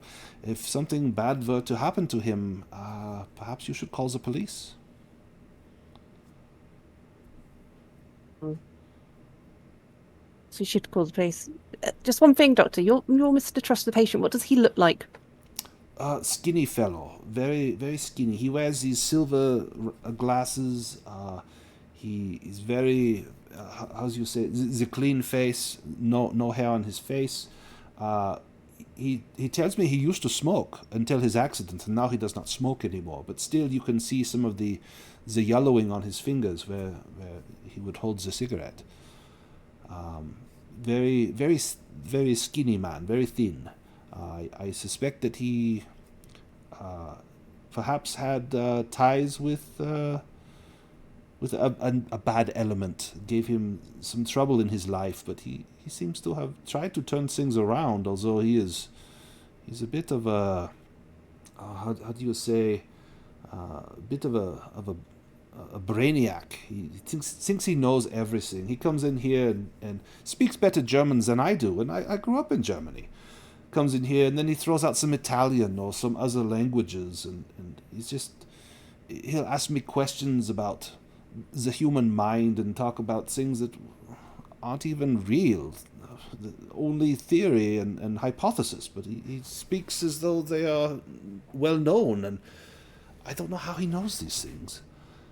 He once told me that there will come a day where people can talk to each other without wires, one of these telephones without wires. As I asked him, is it like the radio? And he says, no.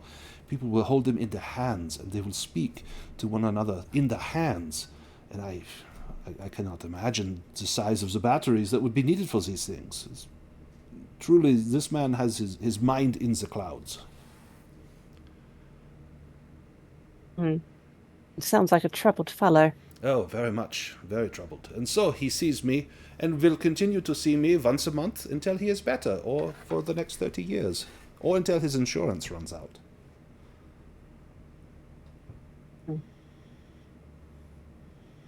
But I will assure you that I will put in a call. We have his number. We will call him, and you will see he is just fine, little girl. There is nothing to fear. He was probably just playing pranks. He does that on me sometimes.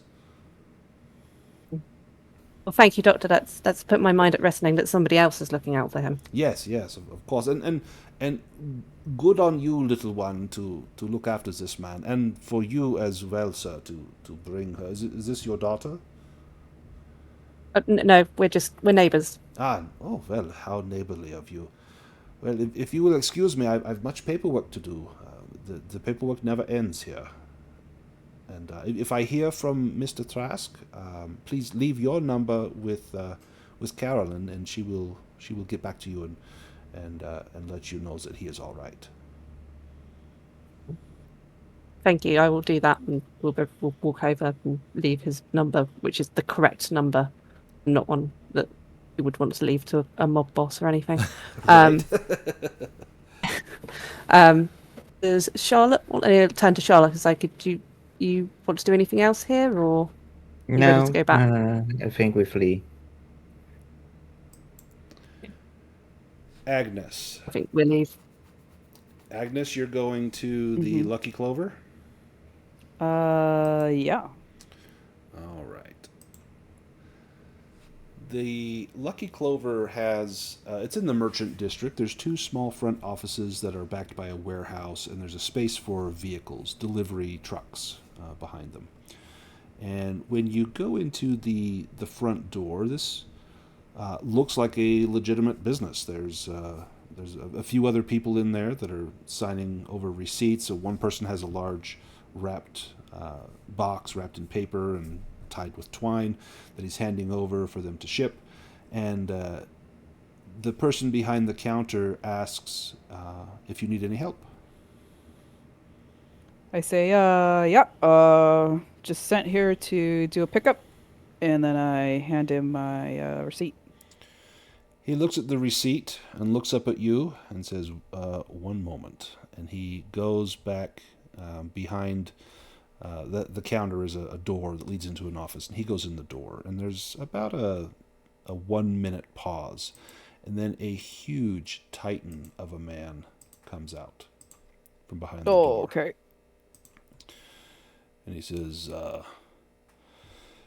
yeah, I'm Eddie. I understand you're looking for something. This here item has already been delivered. We don't have it no more.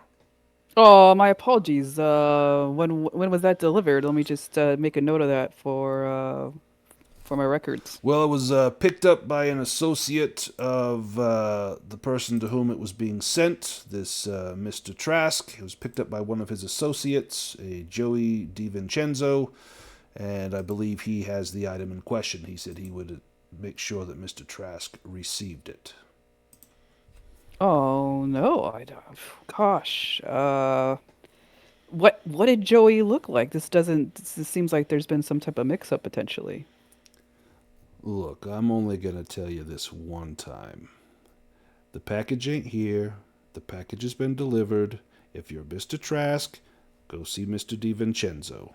Do you understand? All right. Just trying to, do my job. That's all.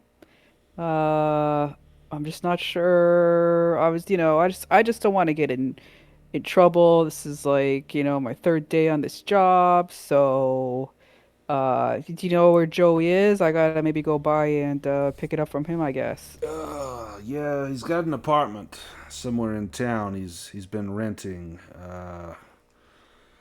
Look, I can't give you that address. Are you friends with Mr. O'Banion? Heard about him. If you know what I mean, can you prove to me you're a friend of Mr. O'Banion? I'm gonna take. I think I have like a coin in my pocket. You do? I'm gonna just take that out and see if show it to that to him does anything. He snatches the coin out of your hands and looks at it and says, "Ah, you are friends with Mr. O'Banion. Wait right here." And he goes back in the room, and after about another minute, another man comes up to the door. This is a young Irish-looking fellow. You can see a shock of orange hair beneath his cap. And he says, "Yeah, we don't give these tokens out to just anyone. How did you come across this?" I can't talk about that. Yeah, that's the right answer. Look, what do you need to know? Oh man, I just gotta find Joey DiVitato. I gotta pick something up from him, I guess. Ah, is it that weird mirror that we found?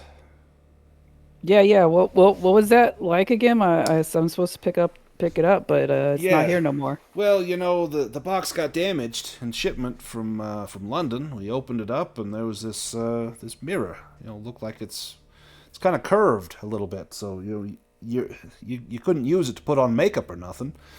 But we gave it to Joey. He said he knew Mr. Trask and save us the trouble of making deliveries, so we give it to him. Oh, that Joey, he's so silly, man. Where is he at? So I gotta go pick up this stupid mirror, man. He's got an apartment in town. Probably find it there. Staying over at the Borden Arms Hotel. I think that's the place. I don't know what he intends to do with this mirror. It looked really fancy, like they might use in one of them telescopes or something. But Oh, really? yeah, Interesting. I thought, did it have like weird symbols and stuff? Or there was something carved into the side. I only got a brief look at it, but we couldn't make heads or tails of it. So we give it to Joey. Yeah. Joey says he'll give it to Trask. And when I say he'll give it to Trask, you know what I mean. He'll beat the hell out of him. And he smiles. Yeah, And he gives you this yeah. shark-like smile, like like I am stepping into something maybe I don't want to be involved in. yeah, I smile back like a shark, and then I'm like, well, I'll leave you to it. All right. Hey, we never met. You understand? You don't get the token back. We never talked.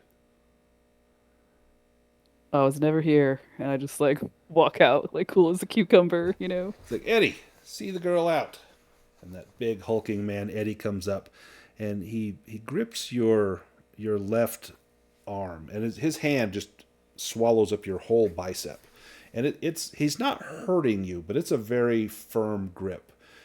And he just says, "This way, ma'am. Let me show you to the door."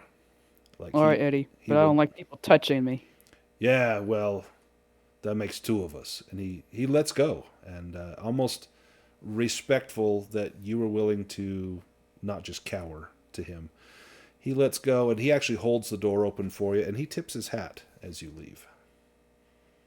I do like a little minor curtsy his way and like tip my head. Nice. You might have just made a new contact with the Irish mob in town. Okay. Where does Agnes go from here? I want to go to this Joey the Board and Arms if I can. Yeah, to his apartment. Yeah. And let's go back to Stuart. So, Stuart, you have left the diner. What was your plan after this? I think after the diner,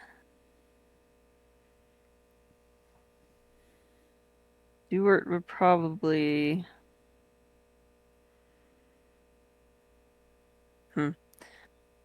Maybe the supper club? The red herring? Perfect. So this is a book of matches, and you look and you see that 3 of the matches have been removed from here and used. And these paper matches you would find all over the place. These would be, for people that smoked. You'd pick them up at any restaurant. You probably saw similar matches at the diner. You head to the address, 682 Gedney Street. And as you're heading there, you reach the lot where it should be, and it's empty. There's buildings on either side, and where 682 should be, it's just an empty, deserted lot. There's weeds growing. Looks like it's not been tended to for quite some time. All right. So I think I'll poke around in the lot, see if there's anything. Yeah, give me a spot Here? hidden roll. All right. Where'd my spot hidden? My spot hidden is not great.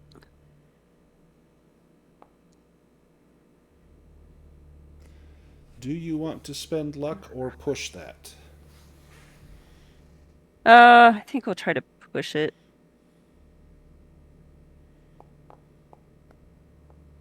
Even worse. Oh, even worse.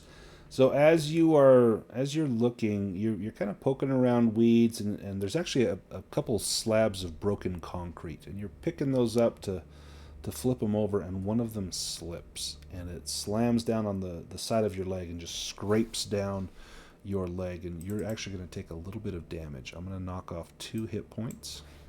Oof. As you take a pretty good scrape down the leg. And you're looking at this, and your hands are dirty, and your shoes are dirty. There's a little blood on your pants, and you think, man, I need a drink.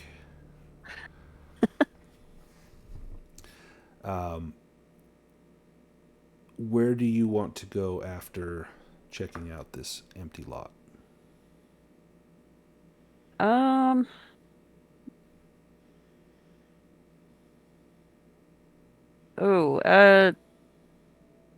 think it's probably while he's like dusting his hands off and like, batting at his pants leg and thinking, oh,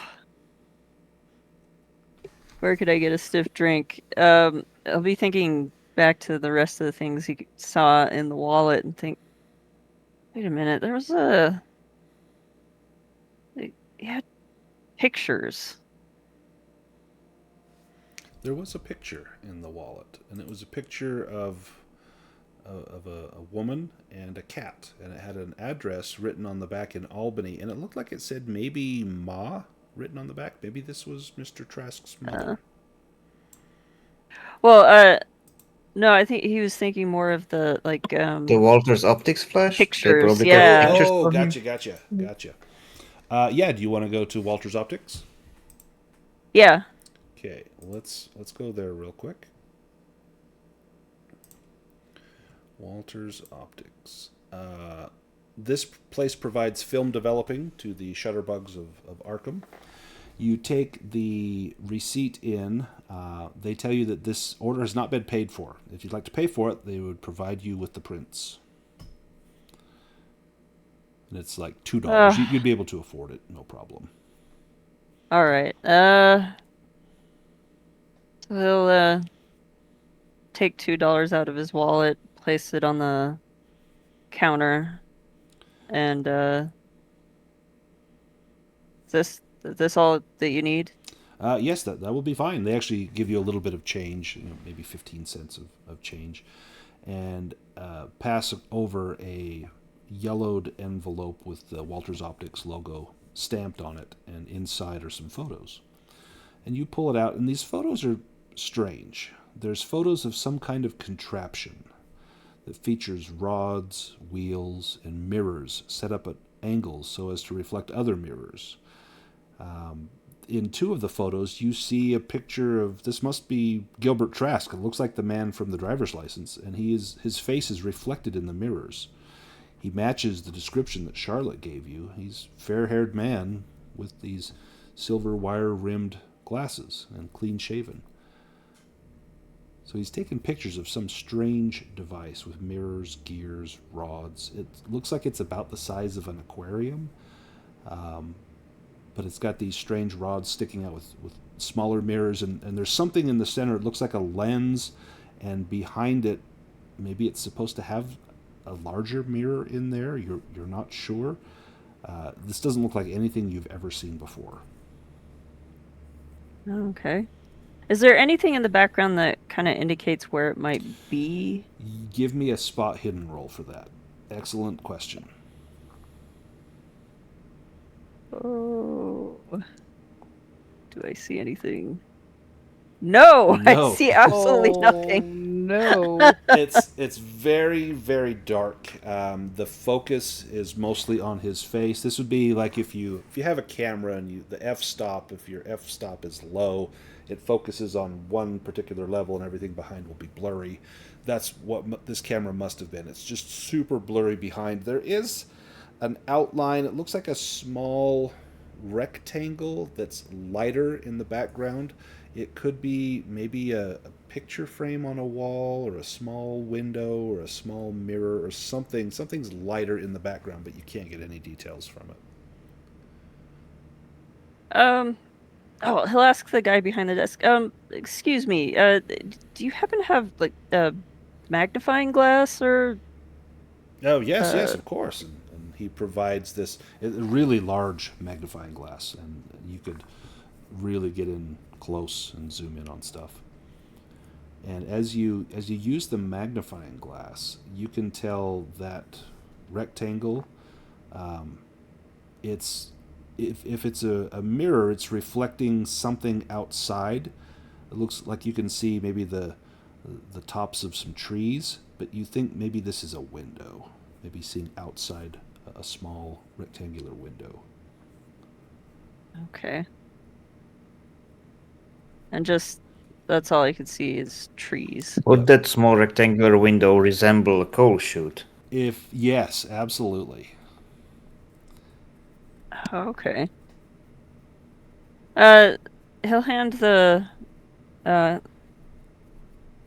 he'll hand it back to the guy behind the desk, and thank you for letting me borrow this. And he'll stuff all the pictures back in the envelope and kind of hold it up as like a, thank you for these, and he'll put them in his pocket. And I think at this point he'll probably try to find the others. the others, Okay. to see what they found. Let's go. Agnes was going to the apartment. Let's go to Charlotte and Wilbur real quick, and then we'll go to that apartment. Charlotte and Wilbur, where are you going, and what are you doing? Charlotte has the key on her. Yeah, the key is also Okay. kind of wandering for me, as well as the note that is like handwritten note with L10/R24, whatever the hell that is. And I'm like wondering the locker in YMCA if there is anything Yeah, that's what I inside. was thinking. Yeah, so should we, before going, I think we were going to go back, but I think before we go, should we go to the YMCA? Yeah, let's send those. The YMCA is in the French Hill neighborhood, and when you get there, Alan Carter, the manager, is at the front desk, and he kind of frowns at Charlotte being here and says, "This is just for men. You can't bring your daughter in here, sir." We just wanted to pick some stuff up. We've been sent here by another friend. We've got his locker key, and Charlotte, I assume, has given Wilbur the locker key so he can wave it. Well, I can't let her into the dressing room, but you're welcome to go in yourself, sir. I think Wilbur... That's okay, Dad, I'll wait. Okay. Well, Wilbur will go into the dressing room then, if Charlotte is sure. So, Charlotte, you're out here speaking with Mr. Carter, and he kind of asks a little bit, like, so, who's your friend? Whose stuff you picking up? I will lie. I'm just wondering how. Yeah, he's Mr. Trask. I know him from the reading club. He has some nice books about detectives. Do you know Mr. Holmes? He's very smart. Give me a fast talk roll.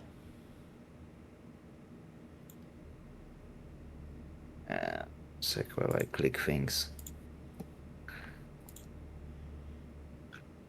Oh, excellent.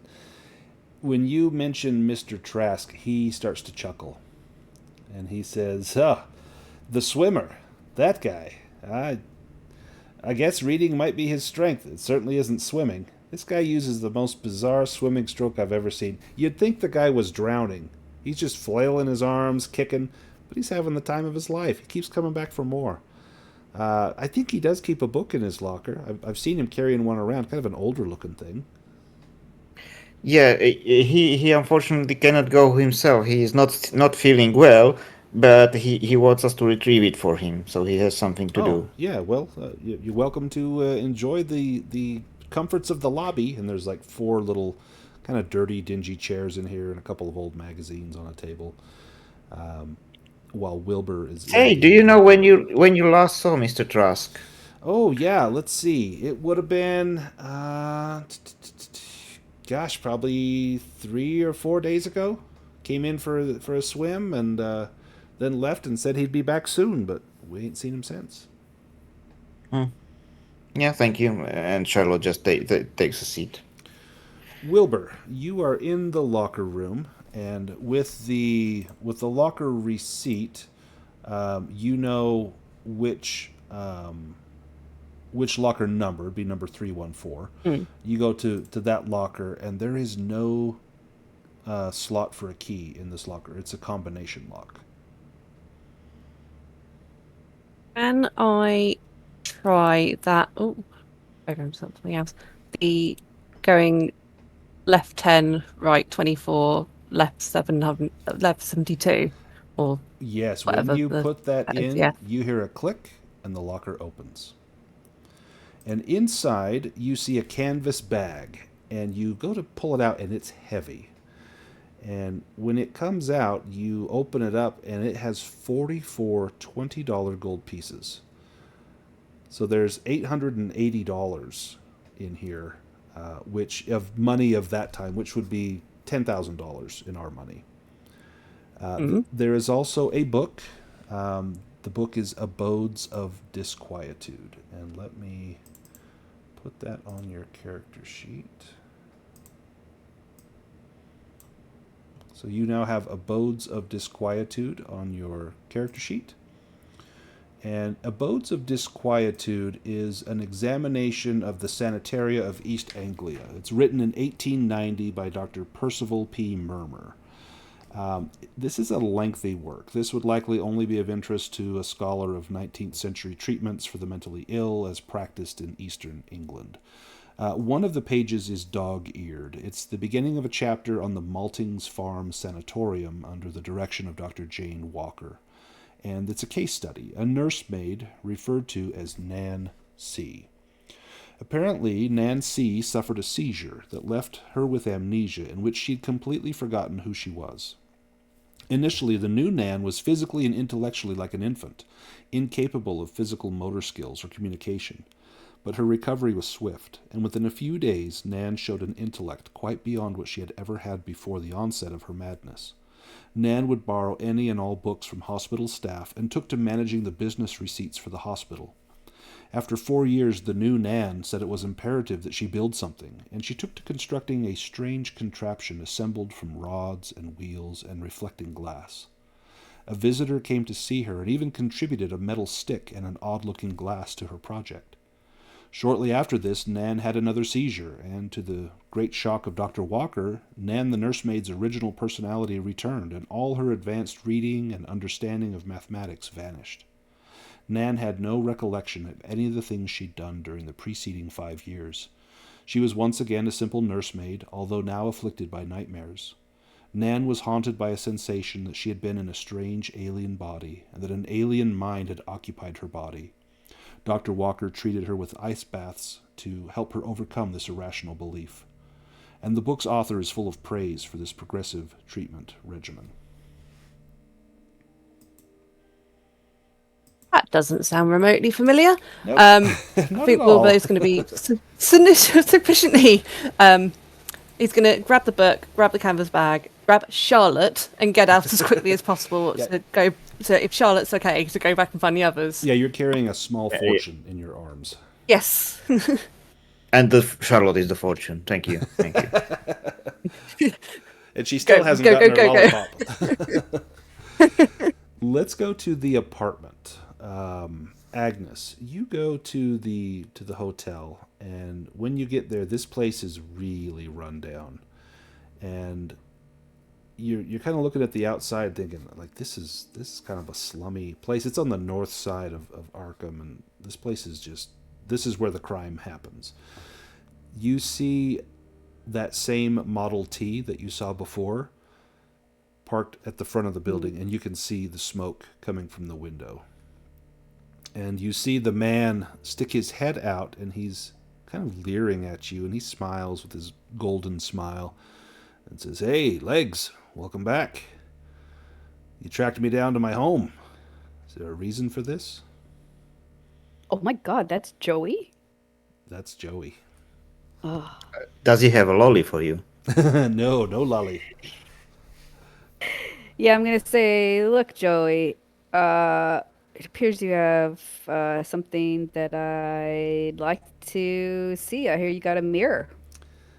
Who told you this? I know people. I don't want to say anything, but when the kid was around, but I gotta see this mirror you got. Let's see it. Do you work for the Tartaglias or the O'Banions? You don't need to know who I work for. Look, I'll admit I might have a piece of glass. I don't know what to make of it. I ain't just gonna let you see it. I ain't gonna give it to you. I'll sell it to you. If the price is right. What are you thinking? $300, and that mirror is yours. That's crazy. That's crazy. That's crazy talk. I'm going. You know what? I'll just have my friend Eddie come back and take the mirror. You weren't supposed to be having it anyway. I think we all know that. Give me an intimidation roll.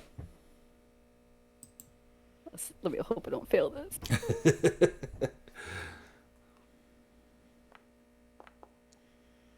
Oh, nice. Oh, An extreme beautiful. success. You see, like, the smile on his face quickly goes away. He says, "Look, let's be reasonable. 200. 200. Look, I got to get something out of this. This guy give me these gold teeth, and I walk with a limp now. I got to get some satisfaction." Guy, what you talking about, Trask? Yeah, that punk gets in a car accident carrying a load of my liquor 5 years ago in Albany. Says he has some sort of seizure. Gets out of hospital, flees the country. Who knows where he went? Meanwhile, Tartaglia's blame me for what he done, beat me to within an inch of my life, knock out my teeth, break my leg. Well, I'm coming back to get a little vengeance on old Gilbert, And I finally find the guy, but he ain't never home. There's someone else living at his house. So I happened to talk to a few associates I know, and turns out he's getting some special delivery. So I got the delivery. That's my insurance. He's gonna come looking for that, and when he does, he's gonna pay for what he done to me. Well, that's true. That doesn't seem fair. Seems like you got a raw deal. I Feel did. for you. So $200. That's fair. That pays me for the pain, the shame, and the expense I've put into chasing this guy down. You know how it is. There's always an offer. We can always be reasoned with. All right. Well, I gotta think about it. But I know where you live now, so I can always And get back to you. you better bet I'm going to find out where you live too, sweetheart. Good luck. A lot of men have tried. Ooh, nice. He throws his cigarette butt out the window, kind of clatters on the ground at your feet in a little plume of red ash and smoke. And you hear him start up the car, and he says, "You best not hang around here, sweetie. Can I take you somewhere?"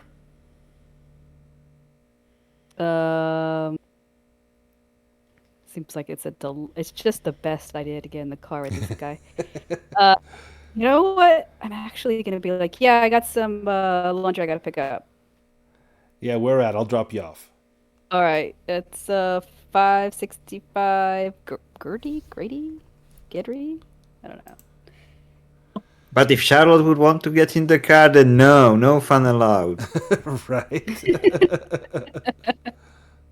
Well, you gotta admit it's a little creepy giving out little lollipops to girls. Don't want her to end up like that Lindbergh baby. You heard about that? Oh, terrible thing there.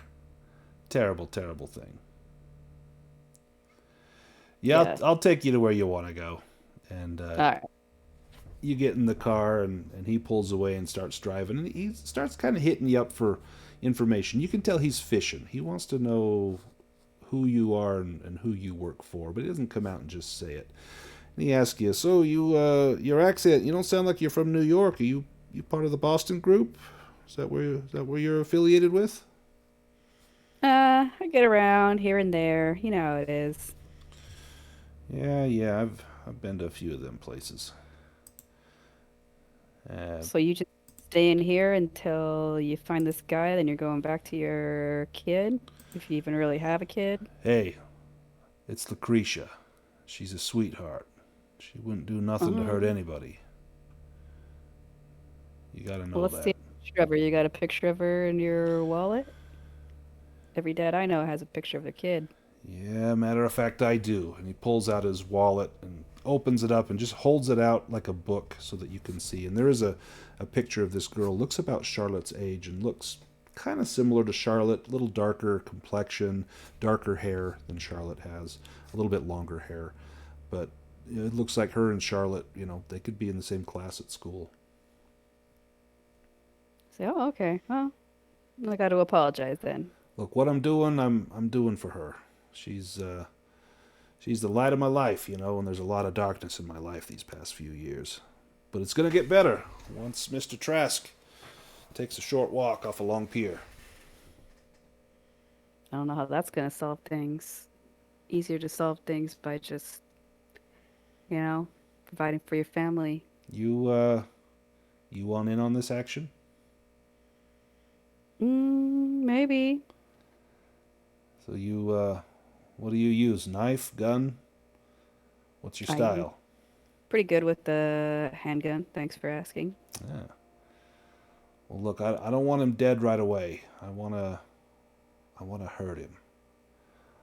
I want to take his teeth. I want to break his leg. Eye for an eye. Then, I'll pay you if you take care of the trash. Take the trash out. Give you a finder's fee. I'll think about that. All right, we're coming up to your place. What's this place? Oh, I just got to pick up some laundry. You know how it is. Yeah. Well, all right. Take it easy, I guess. I'll see you around. I'll be in touch. If you need me, I guess you know where to find me. I'll let you know if I see anything. And he pulls away, and you head into the laundry. And the first thing you notice is the steam as you walk in. It's hot, humid, and steamy. And the proprietress, she's quite stout, short, stout. Her name is Mildred. She asks if you're there to drop off or pick up. I say pick up, and I hand over my little laundry tag. She says, "Oh, we've been holding this for a while." And she brings out 3 laundered shirts and a pair of pressed trousers. She also hands you a little rod about the size of like a ballpoint pen, and it's cylindrical, but it's not a pen, it's just a metal rod.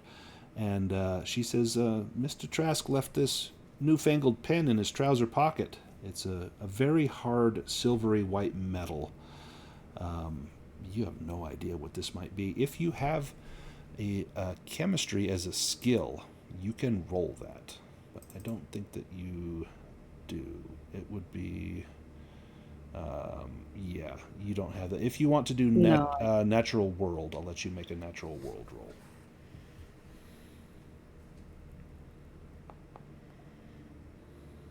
Ooh, not far off. Missed it by 18. Do you want to push that or spend luck? I will.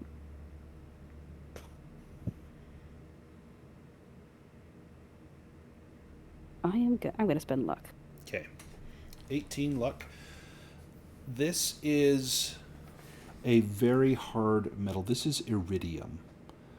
And the only way that you know about this is that your boss at the Arkham Advertiser, he's a kind of a pen freak. You know, if it were nowadays, he'd have Mont Blancs and all these fancy pens. Oh, yeah. But he's got a pen that he says the tip is made of iridium, and that was the first ballpoint pens they made with iridium tips. And this looks like the same metal that's on the tip of his newfangled ballpoint pen.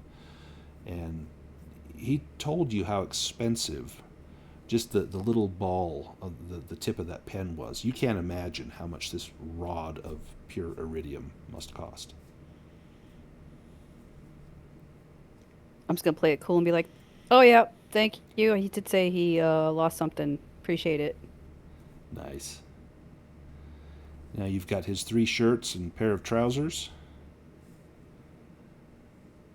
As you head out, do you carry those with you, or do you drop them? I'm going to carry them. I'm just going to check the pockets. I think that's all there was. But Yeah. I'm going to keep them with me like I'm on an errand for someone. I'm going to go try to meet back up with the gang. Perfect. So you're going to meet back up. I think Stuart was going to meet back up, but Charlotte and Wilbur, you just left the YMCA. Where were you headed? We were going to head back up. Perfect. So you go back to maybe the Tomlinsons' home, unless you guys want to make another stop along the way. I think Wilbur would want to go back. I don't know if that's Charlotte.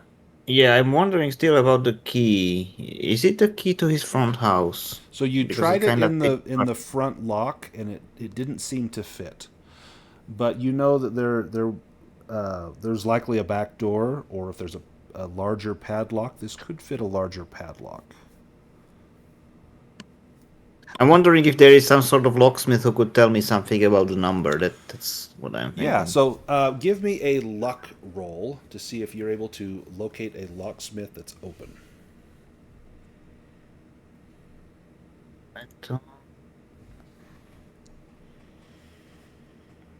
Oh, you missed it by 8. And you can't spend luck on a luck roll. yeah. So Unlucky. you do find a locksmith, but they are closed for the night. Yeah. So we call it a night. So you head back to the Tomlinson home, and it's now probably 10 p.m. And you get back home, and you've got this sack of gold coins. You've got this book. Agnes has this iridium rod. Stuart has talked to a couple different people. You've got some information to kind of bump together and kind of come up with a plan of how to proceed. So when you get back to the Tomlinson home, I'll let you guys kind of work out your plan going forward. Wilbur's also just going to pass this watch to Stuart as well. Now, Stuart, you know that Henry Armitage at the museum, he would probably have some information on these symbols.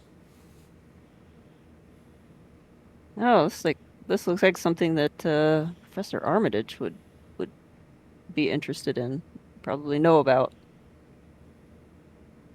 You should talk to him in the morning.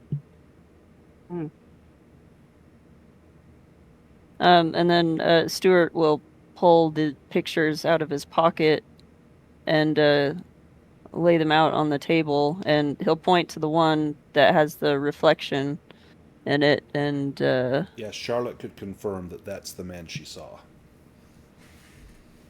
And also, there's that contraption.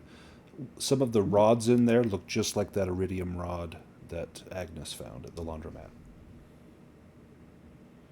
I'm probably going a bit into metagaming, but if we open the book about the psychiatry treatment and Nancy, does it mention anything about needing any chemicals for her contraption? The chemicals that would be on the back side of the Anderson chemical supplies, or this sort of thing? It didn't mention any chemicals, and it looks like on the back of the Anderson's chemical supplies, it looked like HCl, maybe hydrochloric acid, aqueous, spirits of salt, and then maybe carbon or carbox. You're not sure what it might have been. 5 gallons. There was no mention in the abodes of disquietude about chemicals. But that was about 35 years ago, and you know that technology does make advancements, and maybe they use something different now in whatever they might have done back in the 1890s. Maybe in the 1925, it's a little different what the treatment might be, but you don't know any. You don't have any books on current treatments for similar conditions. Wilbur's also got this page of this book out, and he's kind of shared what he's read and what he's learnt from the psychiatrist, and kind of put 2 and 2 together for everybody else, just like he did for himself, and pointed out that it sounds very similar. Yeah, it sounds like, based on all the information you've pieced together, it sounds like Gilbert Trask had a seizure in 1920 while he was driving a vehicle for a crime family. He crashed and went to the hospital. It sounds like Joey DiVincenzo took the fall for this, because it sounds like Gilbert was probably working for Joey, and Joey's maybe a mid-level guy in the mob. Joey got beat up, got his teeth pulled out, his leg broken. Meanwhile, Gilbert recovers and flees the country, and shows up a few years later, and he is a totally different person, different personality. He likes to read. He talks about, I've never had green beans before. He swims like a lunatic and seems to love it. He's got all this money. He's reading, different languages, hardcore scientific books. He's asking for things that people have never heard of. And then Charlotte sees this same person having a seizure earlier today and saying he needs help. Someone needs the key, and no doctors, no police. And now this person's gone missing. There's someone else at his house. You did read something in the book, The Abodes of Disquietude, that strikes you a little different. It sounds like that she that a visitor came to see her and even contributed a metal stick and an odd-looking glass. And a visitor, maybe this person at Gilbert Trask's house is a similar sort of visitor that's coming to visit Gilbert before his old personality returns. Now remind me, I was probably asleep or something, but did we actually recover the mirror from Joey? No. So Joey said he would sell it to us. First, the price was $300, but where are we going to come up with that? And then he lowered it down to $200, and we do have this sack of 44 $20 gold coins. We've got money now. I just didn't have it on me at the time. Yep. But I can go back and get that, although he is like the creepiest dude. But And also, based on the photos, it looks like there is some sort of device. Sounds like you've deduced it's probably in the basement or the cellar of Gilbert Trask's home.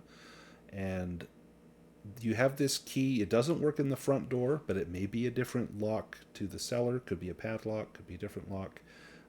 Or you could just smash your way in if you want to find out what's in there. You could get into that home if you want to see if Gilbert Trask is hiding in there.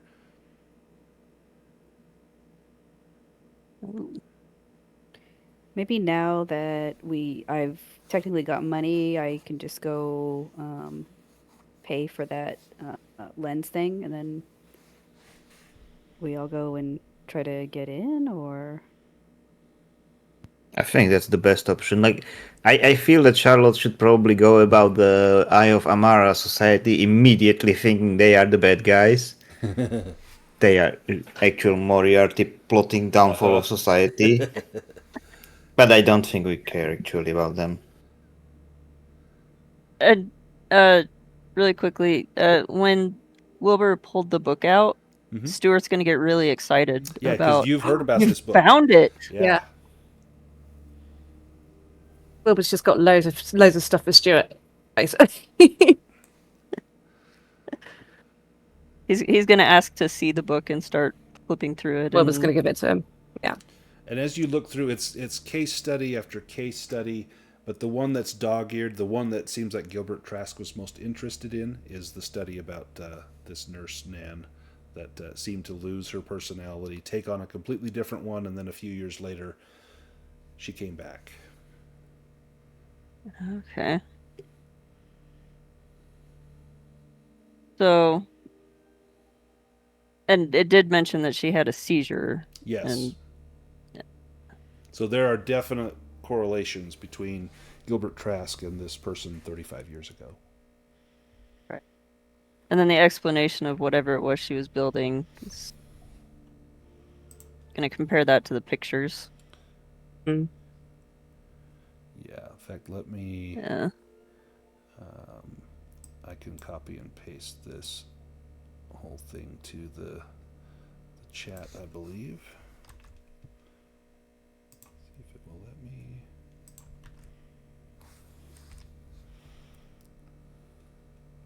Oh wow.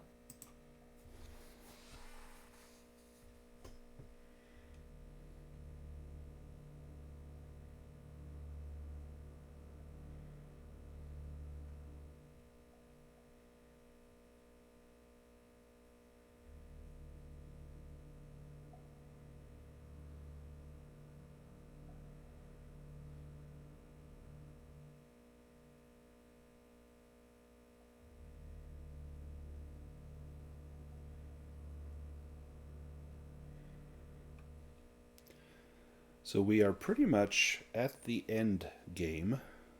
You guys should have enough information to proceed.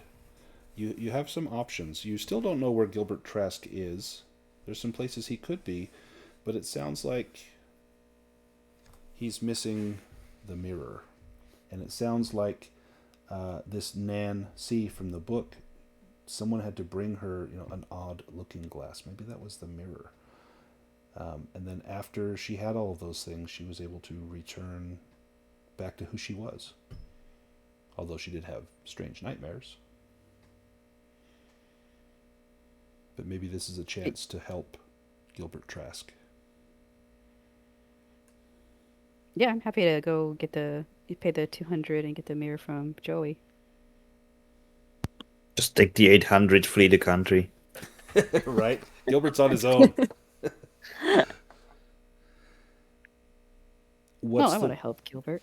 What's the plan once you have the mirror? I'm going to bring it back, and then I think we're all going to... Go to the house and try the Yeah. key. Yeah. Yeah. You make your way back to the apartments. Maybe you take a taxi. Maybe you get a ride. I'm sure Stuart probably has a vehicle. Wilbur would as well. But maybe you park a block away and walk over there. You find Joey, and when you present the money, he invites you up to his apartment to go and get the mirror. And he says, look, no funny business. You can wait outside. I'll go get it. But if you want to come in, you're more than welcome to. And he kind of looks expectantly at you, wondering what choice you'll make. I say, no funny business, you promise? I promise. On Lucretia. And he puts his hand over his heart. All right, I'll come in then. And you go in, and it's a bachelor pad. There's not much in here. There's a few chairs. He's got several bottles of alcohol on the kitchen counter, and maybe a loaf of bread. He goes and he gets this package, and it's in a little wooden crate, and the top's been pried off, and it's full of packing material, straw, and crumpled up paper. And he holds up this mirror, and it's large. It's larger than maybe you were expecting, and looks heavy. He says, I don't know what to make of this, but everything has a price. And he puts it back in the box and puts the lid on, and sets it on the table and says, before we exchange the money, let's just have a drink, you and me. And he gets 2 glasses and pours a little Scotch whiskey in there and sets a glass on the table in front of you and holds his up, hoping that you'll follow suit. I say, I don't drink, prohibition and all. And I just stare at him. All right. He takes your glass and pours it into his, so now his is pretty full. and he throws it down in 2 gulps. And he gets done, he All right. squints his eyes for a minute, and then opens them up. Whew. Well, you don't know what you're missing. Now, let me see the money. Take out the money and give it to him. His eyes grow wide when he sees these gold coins. He's like, oh, I thought this was going to be a lot harder. Where did you get this? Say, women have their ways. Yeah, well, you certainly do. I hope this is not the last time we cross paths.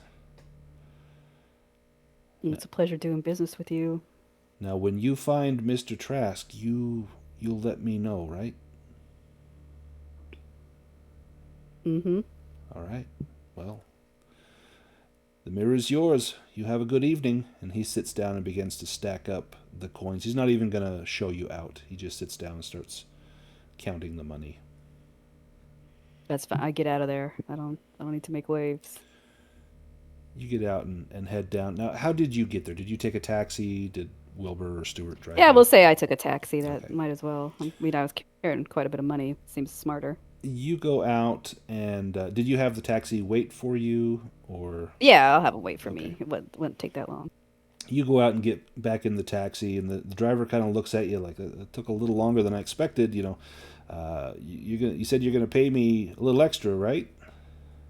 I give him a little extra. Perfect. And he starts to drive off. And give me a spot hidden roll, if you would.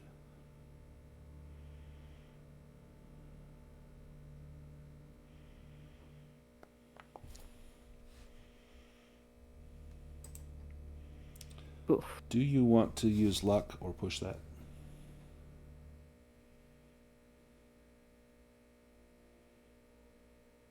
Oh, it's only 3 luck. Yeah, I'll spend the 3 luck. Not much at all. You happen to you're looking forward, and you see the reflection of lights behind you in the little rear view mirror, and you turn around, and there's a car. It's a ways back, but there's a car behind you, and you think, no, he wouldn't. And pretty quick you're convinced this car is following you. It's not Joey though, is it? You can't tell because it's dark and the lights, but there's not many other cars out this late at night, and there's a real chance it could be Joey. Oh God. All right, I'm gonna say to my driver, hey, I think someone might be following me. If you can lose them, I got a lot extra for you. And he takes And I'm gonna show him like an extra gold coin, you know. He takes a sharp right turn, and you hear the squeal of tires, and he punches it and begins to race through the streets of Arkham.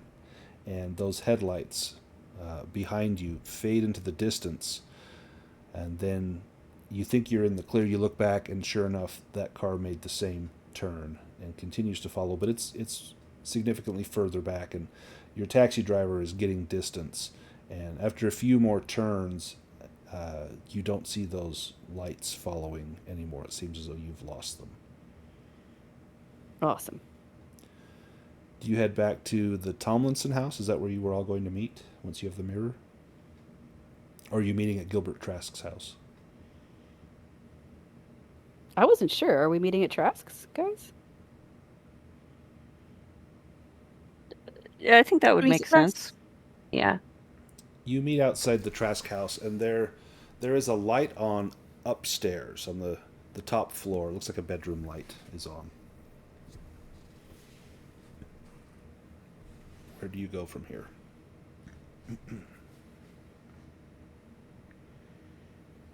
Do we try knocking again, or do we just go for the back No. door if there is any?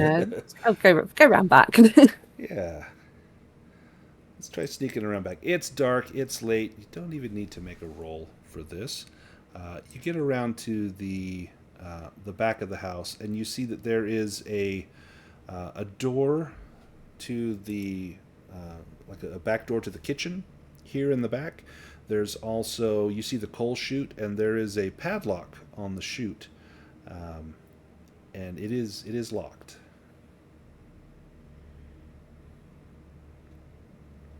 Does anyone have that key? Try the I key. was gonna say, Charlotte, would you like to try the key? Does Charlotte have the key? I saw that she will try it. Yeah, Charlotte, you slide the key into the padlock and it goes in easily and effortlessly. And you give it a twist, and there's a little click, and then the padlock opens up, and you release it from the coal chute window, and you can open the window. You could easily fit down this. In fact, Agnes could as well. Stuart and Wilbur, it'd be a little bit of a squeeze, but Charlotte, you'd have no problem getting through this window if you want to. The problem is it's dark, and you have no source of light. I assume I don't see anything inside, whatever is in that room. If you climb in, you might be able to kind of feel your way around, unless you've got something that... Yeah, the idea is to look inside before sliding Before down, you go which in? I... You can see it looks like it's a pretty open space. It's not like it's cluttered with a lot of things. There's something dark. It's in the lower basement, kind of pushed up against a wall. Looks like it's covered with a cloth or a tarp. But I have an idea before you go in. I have a camera. I'll just set the flash to go off, Ooh, and we'll, for a moment, we'll be able to see what's there. excellent idea. Can I actually climb outside once I climb in?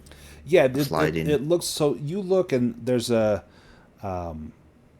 few crates that are stacked underneath the window, and then there's a little metal chute that could be slid into place. So you could easily climb down on those crates and get back up. That would be no problem. Okay, what do responsible adults think? So does Because Charlotte is also not keen on sneaking into people's houses. Does Agnes fire off the Oh. flash on the camera? Yeah, I'll fire up the flash so we can kind of see. Just make sure there's no like dogs or things to trip on, or like just knives sticking out somewhere that you could get hurt. When you fire off the flash, there is an almost brilliant response from that thing that was up against the wall. And you see it just for a moment, but it's some strange contraption. There's some sort of cloth on the front. There's rods and strange smaller mirrors around a large central lens. It's the strangest thing you've ever seen. It's about the size of a large aquarium, and you have no idea what this could be. I'm going to say, Charlotte, do you want to go in, or do you want me to go first? I think I can fit. I can send it. I just don't like sneaking in people's houses uninvited. That's one thing they told me at home. But yeah, okay, I send it. I go in. Let's see if there is any Mr. Gilbert. When you Mr. Trask. When you go in, you see that this strange-looking device. There's a wild array of rods, wheels, and mirrors. There's definitely a spot for the mirror. You've now seen the mirror. You know it would go just behind the lens. And there's no apparent source of power, no battery, no fuel tank, no power cord. There's also no apparent switch or controls. You don't know how this thing might be activated, or if it's just some work of modern art. You can hear from inside, you can hear the sound of footsteps in the house. It sounds like someone on the very upper level, maybe walking around a bedroom or something. You can hear the house creaking here and there. But it's not like someone is, right above you. They're 2 floors above you.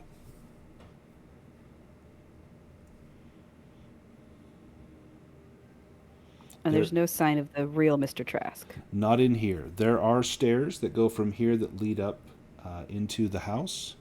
Looks like there's a door. There's no lock on this door. You also see there's a light switch up near the top of the stairs. Probably turns on a light down here.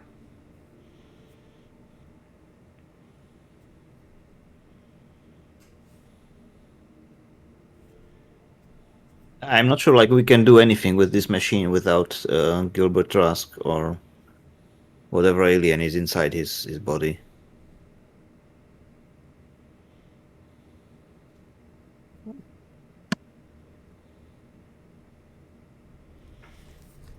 I think Stuart will probably take taking into consideration that the footsteps are 2 floors above, there's probably not going to be anybody to notice any light seeping out from a door. So he'll flip the light switch on. You flip on the switch, and now you can clearly see the device. And you can see there's a few other things in here as well. On the ground next to the device, there's a strange filigreed, looks like an antique picture frame, but there's no picture there. It's just a blackened piece of reflective metal. Almost mirror-like, but it's a pretty crummy reflection.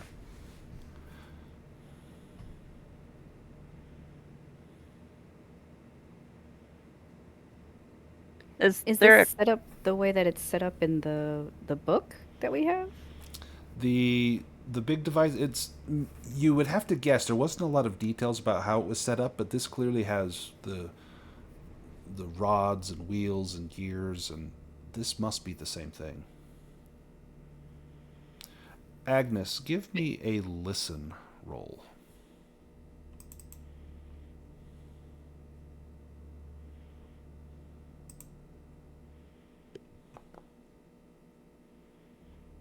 You hear a sound of a vehicle outside, and you recognize the sound. You rode in this car. This is Joey's Oh, no. Model T. And you hear the squeal of brakes as it pulls up in front of the house. You hear the door open and close, No. and footsteps stomping up to the front door. You guys, it's Joey. and Stuart will turn the light off really quick. Nice. You hear a pounding on the door, and then you hear a boot kick the door in off the hinges. Oh my god, I'm gonna hide. There's a voice. Is there anywhere to hide? Down here, there's some of those crates you could potentially hide in. You're on the below ground level. There's a main level of the house and then an upper level. So this commotion is happening on the main level. So you're below that, and then up above that, you can hear a voice saying, "Hey, who's there?" And you hear footsteps as though they're coming downstairs. Oh my gosh, guys, should we do anything? Should we just stay hidden? Just stay hidden. I think Wilbur in particular is going to make sure that Charlotte is hidden before he tries to hide. Yeah, extremely hidden, and I will actually probably consider preparing the stairs to run away from through the window outside once he gets in the basement through the door. Let me have you all give me a stealth roll with a bonus die.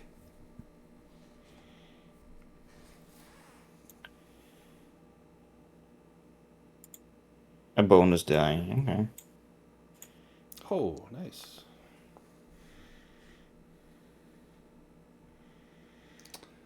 Wilbur, you're the only one that didn't succeed. Do you want to spend luck, or do you want to push that?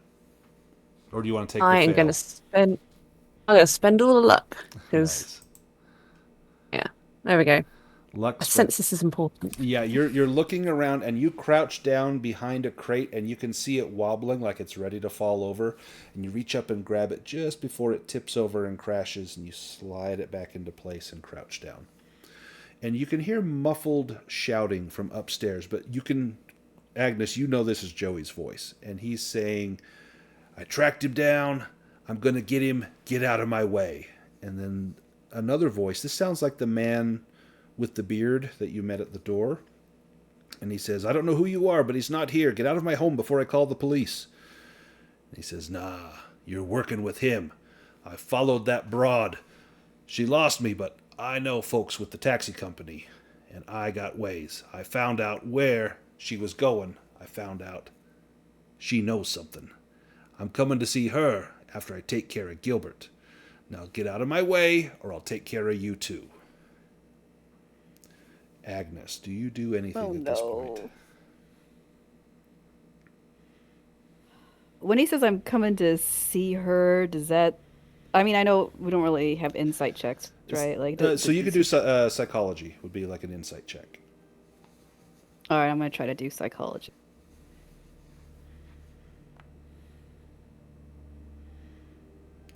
You think he's coming to see you?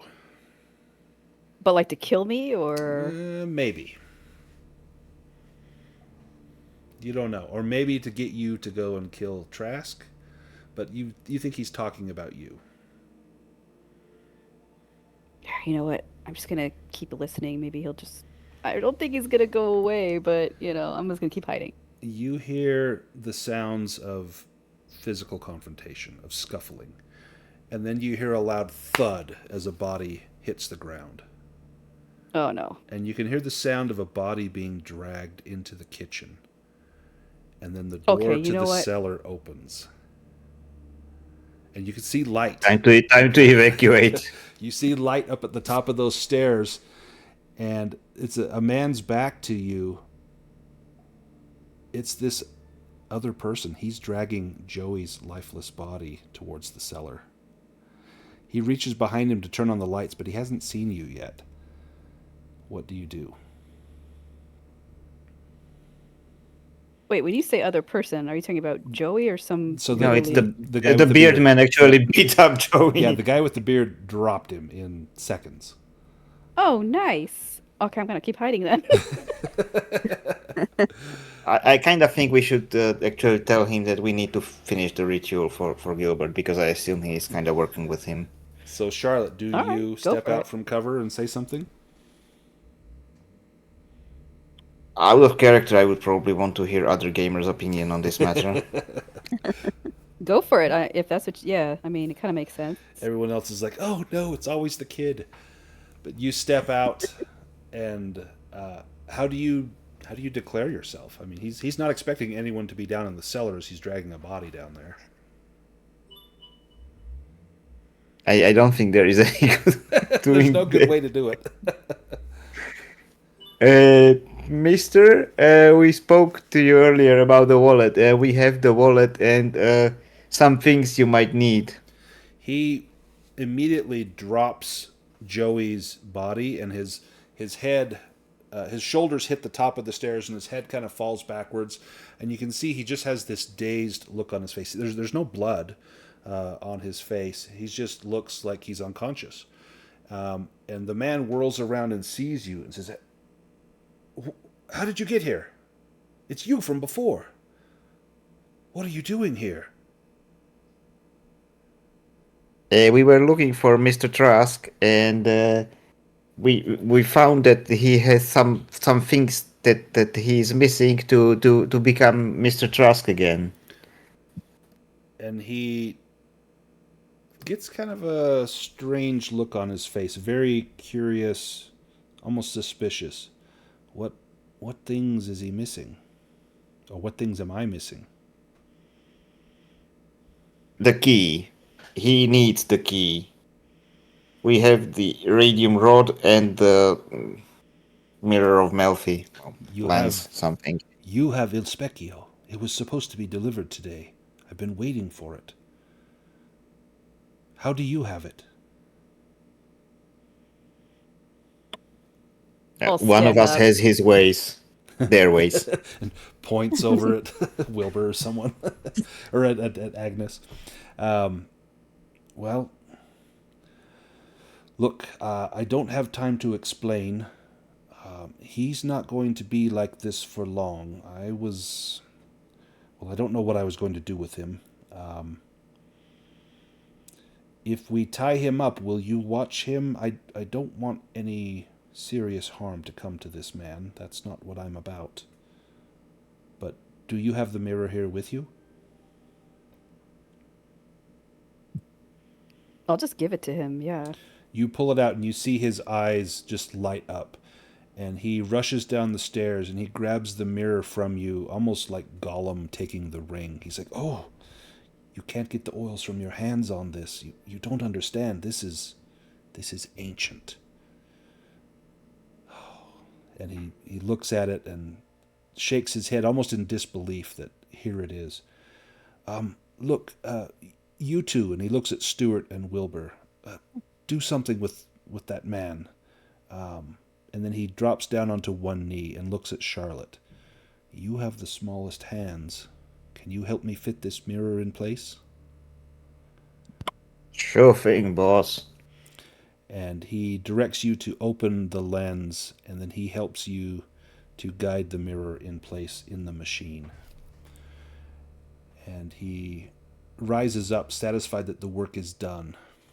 And he says, I don't know if there's a correct term for this. We call it a chronolytic capacitor. This device, well, it's rather special, you see. And I don't know exactly how it works, but I do know that it does work. Now, can you, and he looks at Agnes, can you do me a great favor? Will you go upstairs and get Mr. Trask and bring him down? Sure. Charlotte, will you go with her? Yes, I was just about to ask if there is a chance Mr. Trask is violent or anything. So I would no. wonder. In fact, he will probably need help going down the stairs. He's very weak. He's kind of in between right now. If you'll help him down here, these gentlemen will keep this fellow out of our hair, then we can get Mr. Trask home and set things right. You want that, don't you? You came here, after all, to make sure that Mr. Trask was okay? Yes, Mr. Trask needs help. Very good. Go up and get him. I have a few preparations to make here. Time is of the essence. As Agnes and Charlotte rush upstairs, you see in the main living room, the door is still open, and there's one of those picture frames, like you saw downstairs, is lying on the ground, and then you see a knife down there as well. This is probably a knife that Joey might have had in his hand. But there's no blood. No one was stabbed. You go upstairs into the top, and there's a light on in the bedroom. And you see a man lying on the bed. And this man is kind of drifting in and out of consciousness. And Charlotte, this is the man you saw earlier, but he looks far worse for wear. In fact, he looks kind of faded. His skin is faded. And Charlotte and Agnes, you see something on the bed near the pillow.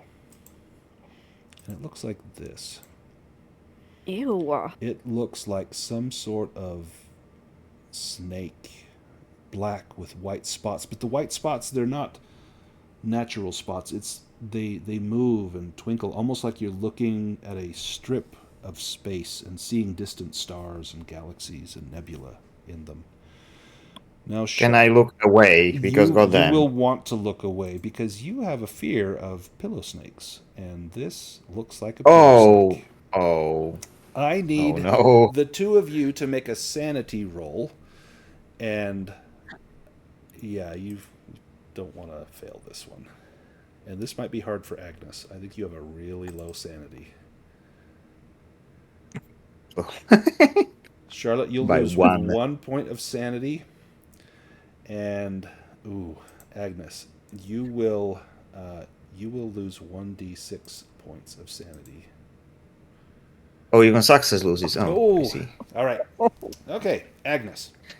If you Am I lose, crazy? Did I go crazy? So maybe. So here's what happens. If you lose 5 or more points in a single go, which you just lost 5, then there's a chance that you go temporarily insane. What you do is you have to make an intelligence roll, and you want to fail this roll.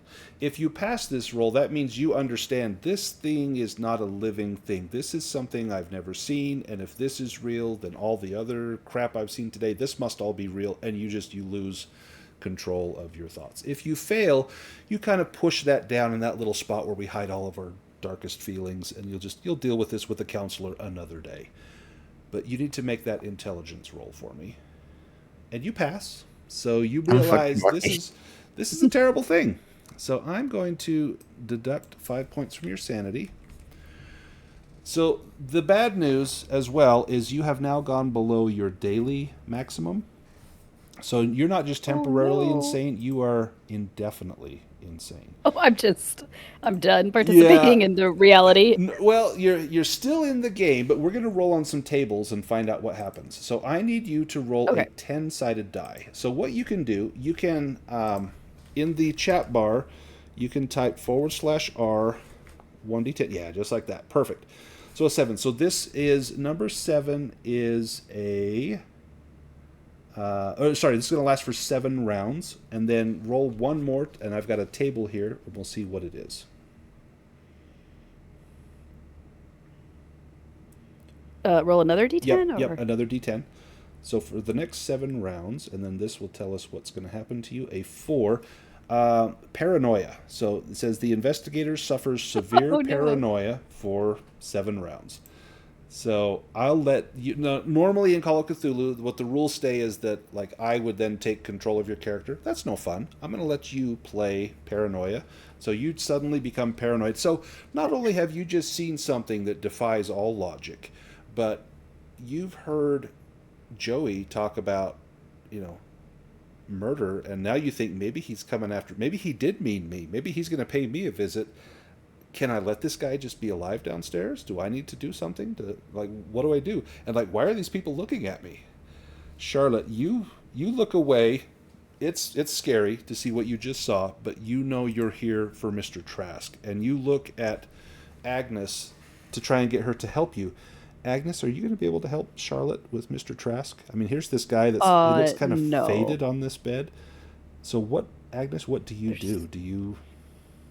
No, I'm gonna be like, who is this guy even? We don't even know who he is. I don't even think I've seen him before this. I don't even know if he's the real Mr. Trask. And this little Who girl, is the real Mr. she's Trask? the freaky kid from the neighborhood. It's like, yeah, everything is just going south. And you probably back out of the room and nearly tumble down the stairs. I'm backing out of that room, yeah. You hit the stairs and start going down the stairs, and it's like, you need fresh air. Charlotte actually runs out to you. Hey, I need your help. Come back here.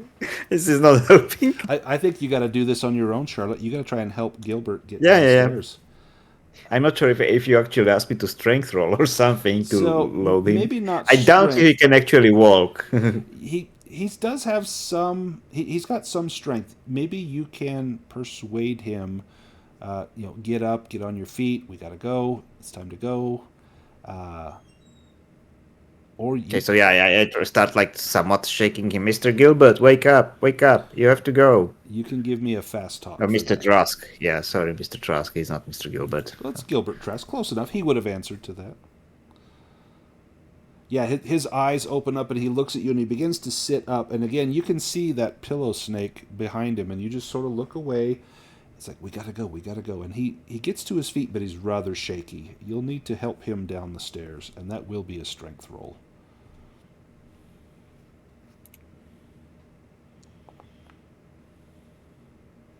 Oh, goddamn. You got it. Yeah, do you go down ahead of him and let him lean on you, or do you let him go first and you kind of hold on to his waist? I kind of think I will have to let him lean on me. I think it's better chance of supporting him if he falls. You get him down the stairs, and you hit the bottom. Agnes, when you hit the bottom of the stairs, you saw the front door was open. There's fresh air outside. It's dark. Maybe you take a few steps towards the door, and then you see Joey's Model T right in front of the house. And that maybe does not sit well with you. So where do you go? What does Agnes do? There's probably also a big knife on the floor. Yeah, big knife on the floor. Yourself. Oh, I'm gonna get the knife, and then I'm going to. Oh my gosh! Well, because I'm paranoid. I mean, I don't think I'd normally do this, but I'm gonna go and I don't even know if I know what a brake line is. I'm gonna sabotage his. You know what? I'm just gonna stab the wheels because I would definitely know how to stab a wheel. You would know how to do that. You're out there, you hit it, and air just comes flying out with a loud hiss. And Charlotte, you hear this hiss, and you just think, "Oh, pillow snakes!" And you're doing your best to get him down the stairs.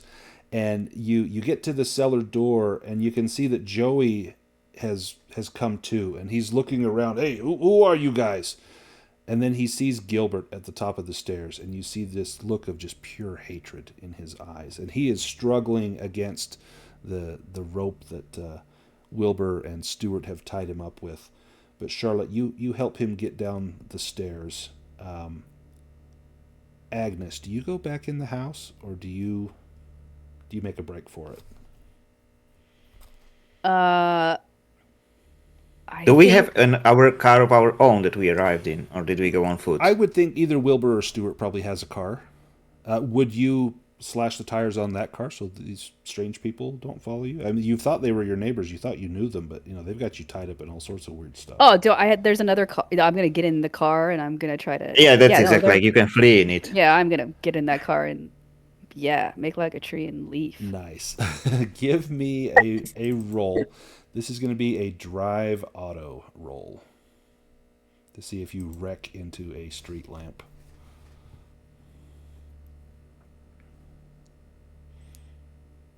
Yeah. Do you want to push that?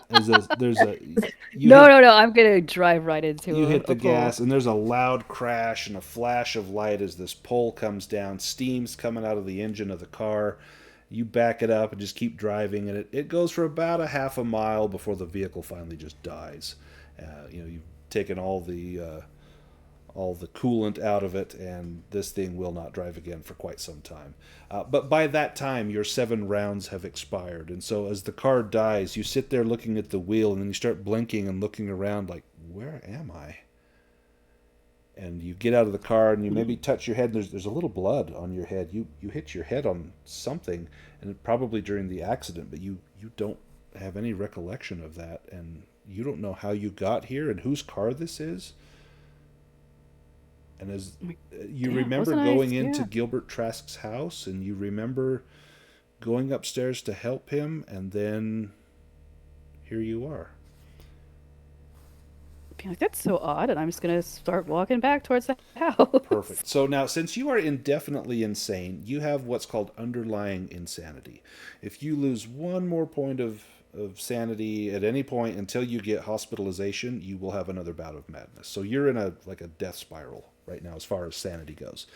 You're not without hope. You just need to go probably get institutionalized or go take a long rest in the country, and you'll be okay again once people tell you there's no such thing as pillow snakes. But for now, it's quite frightening.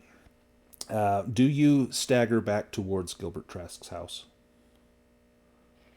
Yeah, because that's the last thing I am remembering. So I'm like, oh, I guess that's where I'm supposed to be going, I think. It's easy to find because you can follow the trail of coolant on the ground, and then you see this lamppost that's been smashed over, and people are standing out there looking at it, and they kind of look at you, and someone says, I'm going to call the police, and runs into the house. They probably don't know it was you, but you're just sort of coming out to look at this, and a few people, did anybody see where they went? And I'm going to point some other direction, be like, that away. Nice. You head back to the Trask home. Do you go in through the front door? Yeah, I think it was open, so. Perfect. So as you get in, I'll kind of describe when you make it to the cellar door and look down into the cellar. So while she's taking off in the car, you guys probably hear, the car start and take off, but Joey is frantically fighting against his bonds. And this man, he introduces himself. He says, my name is Walt Monroe. I am a timekeeper. I help folk like Mr. Trask. And let's see if we can't get him home.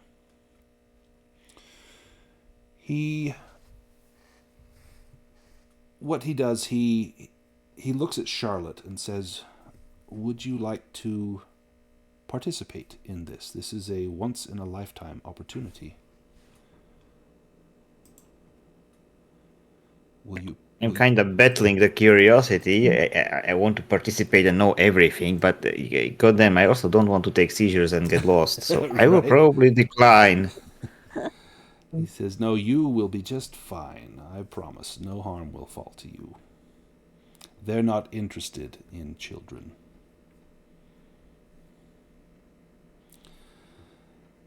What we must do, and you're welcome just to watch, is to enact an ancient ritual. There are sounds that the human throat can make, and these sounds will activate the device.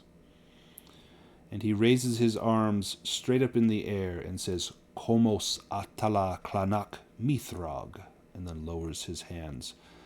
Then he holds his arms out to the side. Komos atala klanak mithrog. And then holds his hands down towards the ground. Komos atala klanak mithrog. A gear on the machine begins to glow and slowly turn. The gear begins to pick up speed until it's spinning very fast. A high-pitched hum comes off of the strange metal rods, and then another sound comes out of it too, a low sort of a pulse. It might be a heartbeat. It sounds like the watch. At this point, the capacitor is actively running. You can see flashes coming out of it, and then a glow from that main mirror, the Il Specchio. Gilbert arches his back and lets out a great exhale of air. He begins to shudder and shake as though he's having a seizure. And then his body grows still and quiet. The machine begins to run down as the whining, high-pitched sounds begin to slow and the glow fades. And Mr. Trask wakes up and opens his eyes and looks around. Who are you people? And Walt Monroe says, just a moment. And he goes and picks up that picture frame and he holds it up so that Gilbert and Charlotte, Wilbur, Stuart, and Joey can see it. And Gilbert says, where's all the whiskey? There was an accident. He says, oh, no. All in due time, sir. One moment. And there's a brilliant flash of light. And all of you instantly go unconscious, much like you saw happen to Joey DiVincenzo. Now, Agnes, you reach the cellar door just as this happens, and you see this man holding this thing out, and there's a brilliant flash of light, and you see everyone drop down to their sides. I need another sanity roll from you. Oh no! You did this intentionally.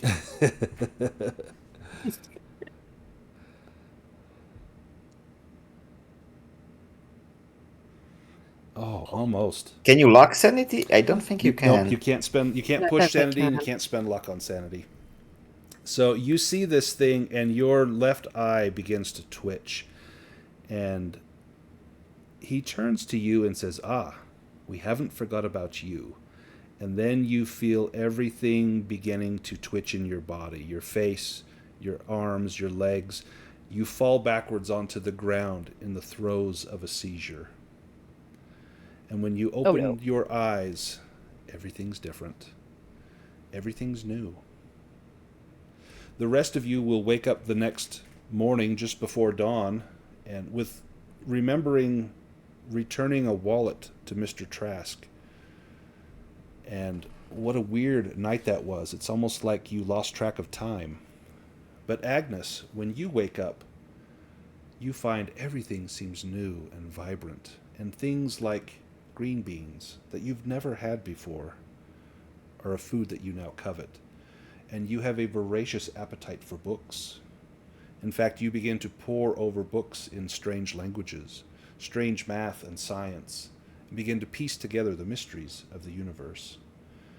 And you drift away from your job, seeking new information, higher planes of wisdom and thought, giving no mind to what may have happened to you. Gilbert Trask, he knows. And you'll find out in about 5 years when Walt Monroe comes to help you come home as well. And that's the end of the adventure. Ooh. So this is... Did we ever find out where the gold came from? Nope, never found out where the gold came from. It's not specifically said in here. What likely happened. So this adventure is based on a story by HP Lovecraft called The Shadow Out of Time. It was one of his last works. If you've never read it, now's a great time to go read it. What happens is it talks about a man who the same thing kind of happens to him. Like he's teaching a lecture in college, and they think he has a stroke. He's like mid-sentence, has this stroke, and then when he comes to, he's a very different person and kind of stops interacting with his family, goes to Europe and starts looking up strange books in strange libraries, talks about higher mathematics and future technology. And then what he finds out happened to him is there's this race called the Great Race of Yith. And these are time travelers, and they're aliens. And they essentially will hijack a person's body because they want to experience and learn what they can from that time period. So their consciousness goes back into this great library where these creatures live, and their consciousness goes into that person's body. And they then go and experience life for a few years before returning the person back. And sometimes the person doesn't make it back, and they're not too concerned about that, as long as they got a chance to go vacation in someone's body for a few years. But while your consciousness is in the Great Library, you meet people from other time periods, from hundreds of years ago, thousands of years ago, from 200 years in the future, or the race of beetles that will take over after humanity happens, according to Lovecraft. And you'll meet all of these rare and different people. And that's what had happened here with Gilbert Trask. And you were able to help him return home, but at the cost of poor Agnes. So let's do an improvement roll. I'll show you how that works in Call of Cthulhu. So let me activate development phase. If you now open up your character sheet, there's a new tab that will show up, and this tab will be towards the top, a new ribbon, and it's like two little gears. If you click on that, and then at the top it says development, and then there's experience points, you'll see some of the skills that are checked. Those are ones that you have succeeded on. Just click on the button that says development phase, and it will do your improvement roll for you. So Agnes, you increased your intimidate and psychology. Your listen, you did not improve. Charlotte, your spot hidden went up. Stuart, intimidate went up. Wilbur, your spot hidden went up. And so that's how you level up in Call of Cthulhu, is you just gradually increase your skills. Now there's also a story reward, and again, you're probably never going to use these characters again, but just so you are familiar with how the game works. If you're able to facilitate the successful return of Gilbert Trask's mind to his body, you each earn 1d8 sanity. So you can roll 1d8 and add that to your sanity score. And then you can also make a luck roll to try and improve your luck. And so you want to fail your luck roll. And if you, let me turn off development mode. There we go. And if you, so make a luck roll, and if you fail it, then you'll get to add 1d10 luck. You can also roll 1d8 and add that much sanity to your character as well. So Charlotte, you will improve your luck. So you can roll 1d10 and add, or excuse me, Agnes, you will, and Charlotte, you both failed, so you can both improve your luck. Stuart, you passed your luck roll, so you do not gain any additional luck. Ooh, Charlotte with the 10 extra luck. Goddamn, 70 luck. Nice. I haven't done my luck roll yet.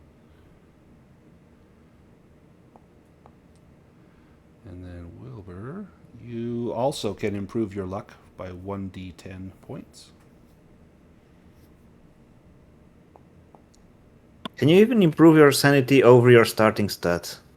Or No, your, no. well, I was over going your to say, I power, didn't I lose guess. any. Yeah, so it can. Your limit on sanity, your maximum sanity is equal to 100 minus your Cthulhu Mythos rating, which right now you all have 0. And as you start reading, forbidden tomes, that may go up. And so your maximum sanity is capped. Right now it would be at like 99. And if your Cthulhu Mythos goes up to, say, 5, then your max sanity will drop by 5. So your sanity can go up to your maximum, which right now for everyone is 99. Awesome. Everyone get a chance to do their improvements? Yep. If you said that we could improve our luck, So how do we do that, and so what's that you would mean? you would make a luck roll, and if you Okay. fail it, then you would add 1d10 points of luck. If you pass your luck roll, Okay, then so I you need then 1d10. you didn't pass.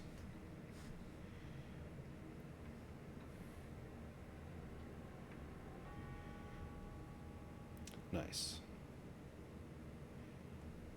Any questions about the scenario or about the specifically Call of Cthulhu? I think hopefully everyone has a pretty good grasp on it. I think, Haley, was this your first time playing Call of Cthulhu? No, I've played before. You played it for the I've first time in played Foundry. Ankep before. So. Perfect. Yeah, this is my first time on Foundry. Excellent. So, Lasana, this was your first time playing Call of Cthulhu, correct? Yes, this was my first time. And you went crazy. How wonderful. So, awesome. I know. Did you have fun playing Call of Cthulhu? Yes. It was great. It's super fun game. The scenarios are typically not always like this. Usually there's some, you go fight monsters and, this one was more the let's solve this using our own wits. And you guys did great. There's a few places you didn't visit, but you got everything that you needed. The only things you really missed were if you go to like the hardware store, I think he was asking for like some weird stuff like iridium rods and they didn't have it. And if you go to the chemical place, like he's asking for like liquid quantum ozone. They're like, we've never even heard of that stuff. And if you go to the Eye of Amara, they're a bunch of weird people, but they do have a copy of the Abodes of Disquietude. And there's another book there you can learn about the mirror, the Il Specchio. It talks about how that was constructed. But you got everything you needed, so you're able to solve the mystery. Any questions before we sign off? I've never done kind of one like that before. I've kind of heard about them. I've kind of always been a bit scared because it's like, well, I may play characters with higher intelligence rolls, but my intelligence roll is not that high. That's how I feel. I'm thick as a brick. How am I supposed to figure this stuff out? But somehow, you manage, and you guys did great. Especially, it helps when you've got a bunch of people working together, and everyone kind of can piece together little bits and help one another come up with a solution. So last time I ran this, no one went insane. I think the players beat up Joey, like when he came to the house. Charlotte did get her body was swapped at the end because she was asking too many questions. She was kind of nosy, and Walt's like, oh, enough of this, and swapped her body with the ancient race of Yith. But it's a really fun adventure. It's very unique and very different, and I love just the props and being able to kind of do the legwork yourself. Works out muscles that you don't always get to work out. And you guys did great. It was fun. I had a blast. Actually, one question is, how much time would we have before Mr. Trask just die somehow? So he would have died had you not completed this by noon of the next day. So really, you only had a couple more hours before that happened, because you got there late at night, so you probably had about 12 more hours. So if you had gone to all the places, then you are definitely up against the clock. But because you split up, and especially because you went 3 ways, that made it so you had enough time.